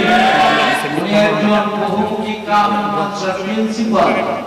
খালি শুধু পীর নয়, শরীয়তে তরিকতের পীর নয়, উনি শরীয়তেরও বড় মাপের একজন আলেম, একজন প্রিন্সিপাল, যার হাত দিয়ে কোরআন হাদিসের সমন্বয় ভাষা। বলেন আলহামদুলিল্লাহ। কাজেই হুজুরের জবান থেকে জেলা কমিটি ঘোষণা হইল, হুজুরের নির্দেশে উপজেলা কমিটি, ইউনিয়ন কমিটি আমাদের ঘোষণা হইল। ইউনিয়ন কমিটিগুলো রয়েছে বাকি হুজুরের আশা এই হবিগঞ্জে এরকম একটা অনুষ্ঠান করবেন, বহুদিন ধরে আশা করেছেন। আমি গুনাহগার অত্যন্ত সাহস নিয়ে আপনাদের সহযোগিতায়, বিশেষ করে আমার ছেলেরা, এই যে দেখেন তুলেবাড়ি মুজাহিদি সাহেব, আমার মুস্তাকিম বিল্লাহ, তারপরে কাজী আব্দুল জলিল, আপনার কাজী নাজমুল সাহেব সহ অনেকেই আমার সাথে অনেক নাতিরাও এইখানে শ্রম দিয়েছে। আমি তাদের অন্তর থেকে দোয়া দিই, আল্লাহ যেন তাদেরকে হাক্কানি আলেম হিসেবে কবুল করে বলেন আমিন। সাথে সাথে আপনাদের সকলের জন্য আমাদের এই ছোট্ট পরিসরে একটু খাবারের ব্যবস্থা করা হয়েছে। দোয়ার পাশাপাশি আপনারা খাবারটুকু গ্রহণ করবেন এবং এই প্রতিষ্ঠানের জন্য, সোনাগাছা দরবারের জন্য এবং আমাদের হিজবুল্লাহ সংগঠন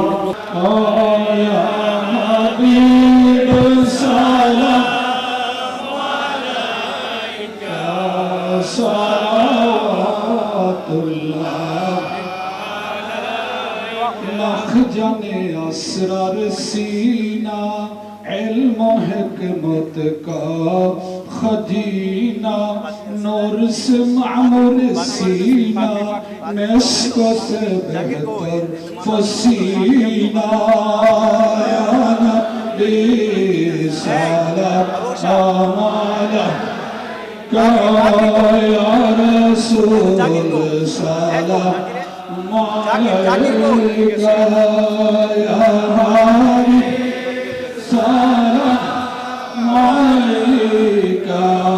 ربنا ظلمنا أنفسنا وإن لم تغفر لنا وترحمنا لنكونن من الخاسرين رب ارحمهما كما ربياني صغيرا আল্লাহ তাআলা আমরা হবিগঞ্জ এম সাইফুর রহমান টাউন হলে বাংলাদেশ তালিম হিজবুল্লাহ হবিগঞ্জ জেলা শাখার উদ্যোগে আয়োজিত আলোচনা ও দোয়ার মাহফিলে এতক্ষণ পর্যন্ত ওলামায়ে কেরাম থেকে বক্তব্য শুনেছি। মিলাদ শরীফ কিয়াম শরীফ করে জীবনের গুনাহগুলো থেকে খালেস তওবা করে কাঙ্গালের মতো, ভিখারির মতো আমরা আমাদের হাত জোড়া তোমার শাহী দরবারে বিছাইছি। মেহেরবানি করে আমাদের প্রত্যেকের হাতগুলো কবুল আর মঞ্জুর করিয়া নাও। আমাদের জিন্দেগীর সমস্ত গুনাহগুলো মাফ করে দাও, জানা অজানা গুনাহ মাফ করে দাও, ইচ্ছায় অনিচ্ছায় গুনাহ মাফ করে দাও, কবিরা সগীরা গুনাহ মাফ করে দাও। ওয়াদা দিলাম বাকি জীবনে আর আমরা গুনাহ করব না। হাসরের দিন তুমি আমার গুনাহগার বইলা ডাক দিও না। আল্লাহ তাআলা যা কিছু নেকি আমরা করেছি এর হাদিয়া প্রথমে নবী পাকের রওজা শরীফ মদিনা মুনাওয়ারায় পৌঁছায়া দাও। সাহাবায়ে কেরাম তাবিন তাবিন तमाम দুনিয়ার মাটির নিচে যত ওলি আব্দুল গাউস কত হক্কানি পীর মাশায়েখ আল্লাহর ওলিরা শহীদ আল্লাহ প্রত্যেকের রূহের প্রতি হাদিয়া পৌঁছায়া দাও। ফুরফুরা শরীফ, সরসিরা শরীফ, সতুরা, ধামতি, আড়াইবাড়ি, ফুলতলি, খাস করে এই সিলেটের পূর্ণভূমিতে হযরত শাহজালাল শাহপরান রহমাতুল্লাহ আলাইহি 360 জন আউলিয়া কেরামান আছে, গান আছে শহীদ আল্লাহ প্রত্যেকের রূহের প্রতি পৌঁছায়া দাও। সোনাগান্দার জমিনে দাদা হুজুর কেবলা পীর মুর্শিদ আমার আব্বা হুজুর কেবলা রূহের প্রতি হাদিয়া পৌঁছায়া দাও। আমরা যারা বিছাইছি জানি না কে আমার মতো আব্বাহারা আমার সাথে তোমার দরবারে হাত দুটা বিছায়া রাখছে। জানি না কার মা জানি এই মুহূর্তে অন্ধকার কবরে। বাবার পক্ষ থেকে মায়ের পক্ষ থেকে তোমার কাছে মাফ চাই। এই মুহূর্তে আমাদের বাপ মানে তুমি চিরদিনের জন্য মাফ করে দাও। রব্বিরহামহুমা কামা রাব্বায়ানি সগীরা। আমরা আমাদের শিশু বাচ্চাদেরকে যেইভাবে আদর করি মায়া করি, বাচ্চা কাচ্চাদেরকে কত আদর করি মায়া করি, কালে মুখে চুমা দেই, কোলে লই, রং ঢং করি, চোখ শীতল হয়ে যায়, কলিজা ঠান্ডা হয়ে যায় সন্তানের দিকে তাকালেই। একদিন আমরা যখন শিশু ছিলাম, বাচ্চা ছিলাম, আমরা আমাদের বাচ্চা কাচ্চাকে যেমনি আদর করি, আমাদের আব্বা আম্মাও তো ঠিক এইভাবে আমরাও আদর করছে, মায়া করছে। আল্লাহ এদের কবরগুলো তুমি এই মুহূর্তে জান্নাতের টুকরা বানায় দাও। এক সেকেন্ডের জন্য বাপ মারার জাহান্নামের আগুন চোখে দেখায়ও না আল্লাহ পাক।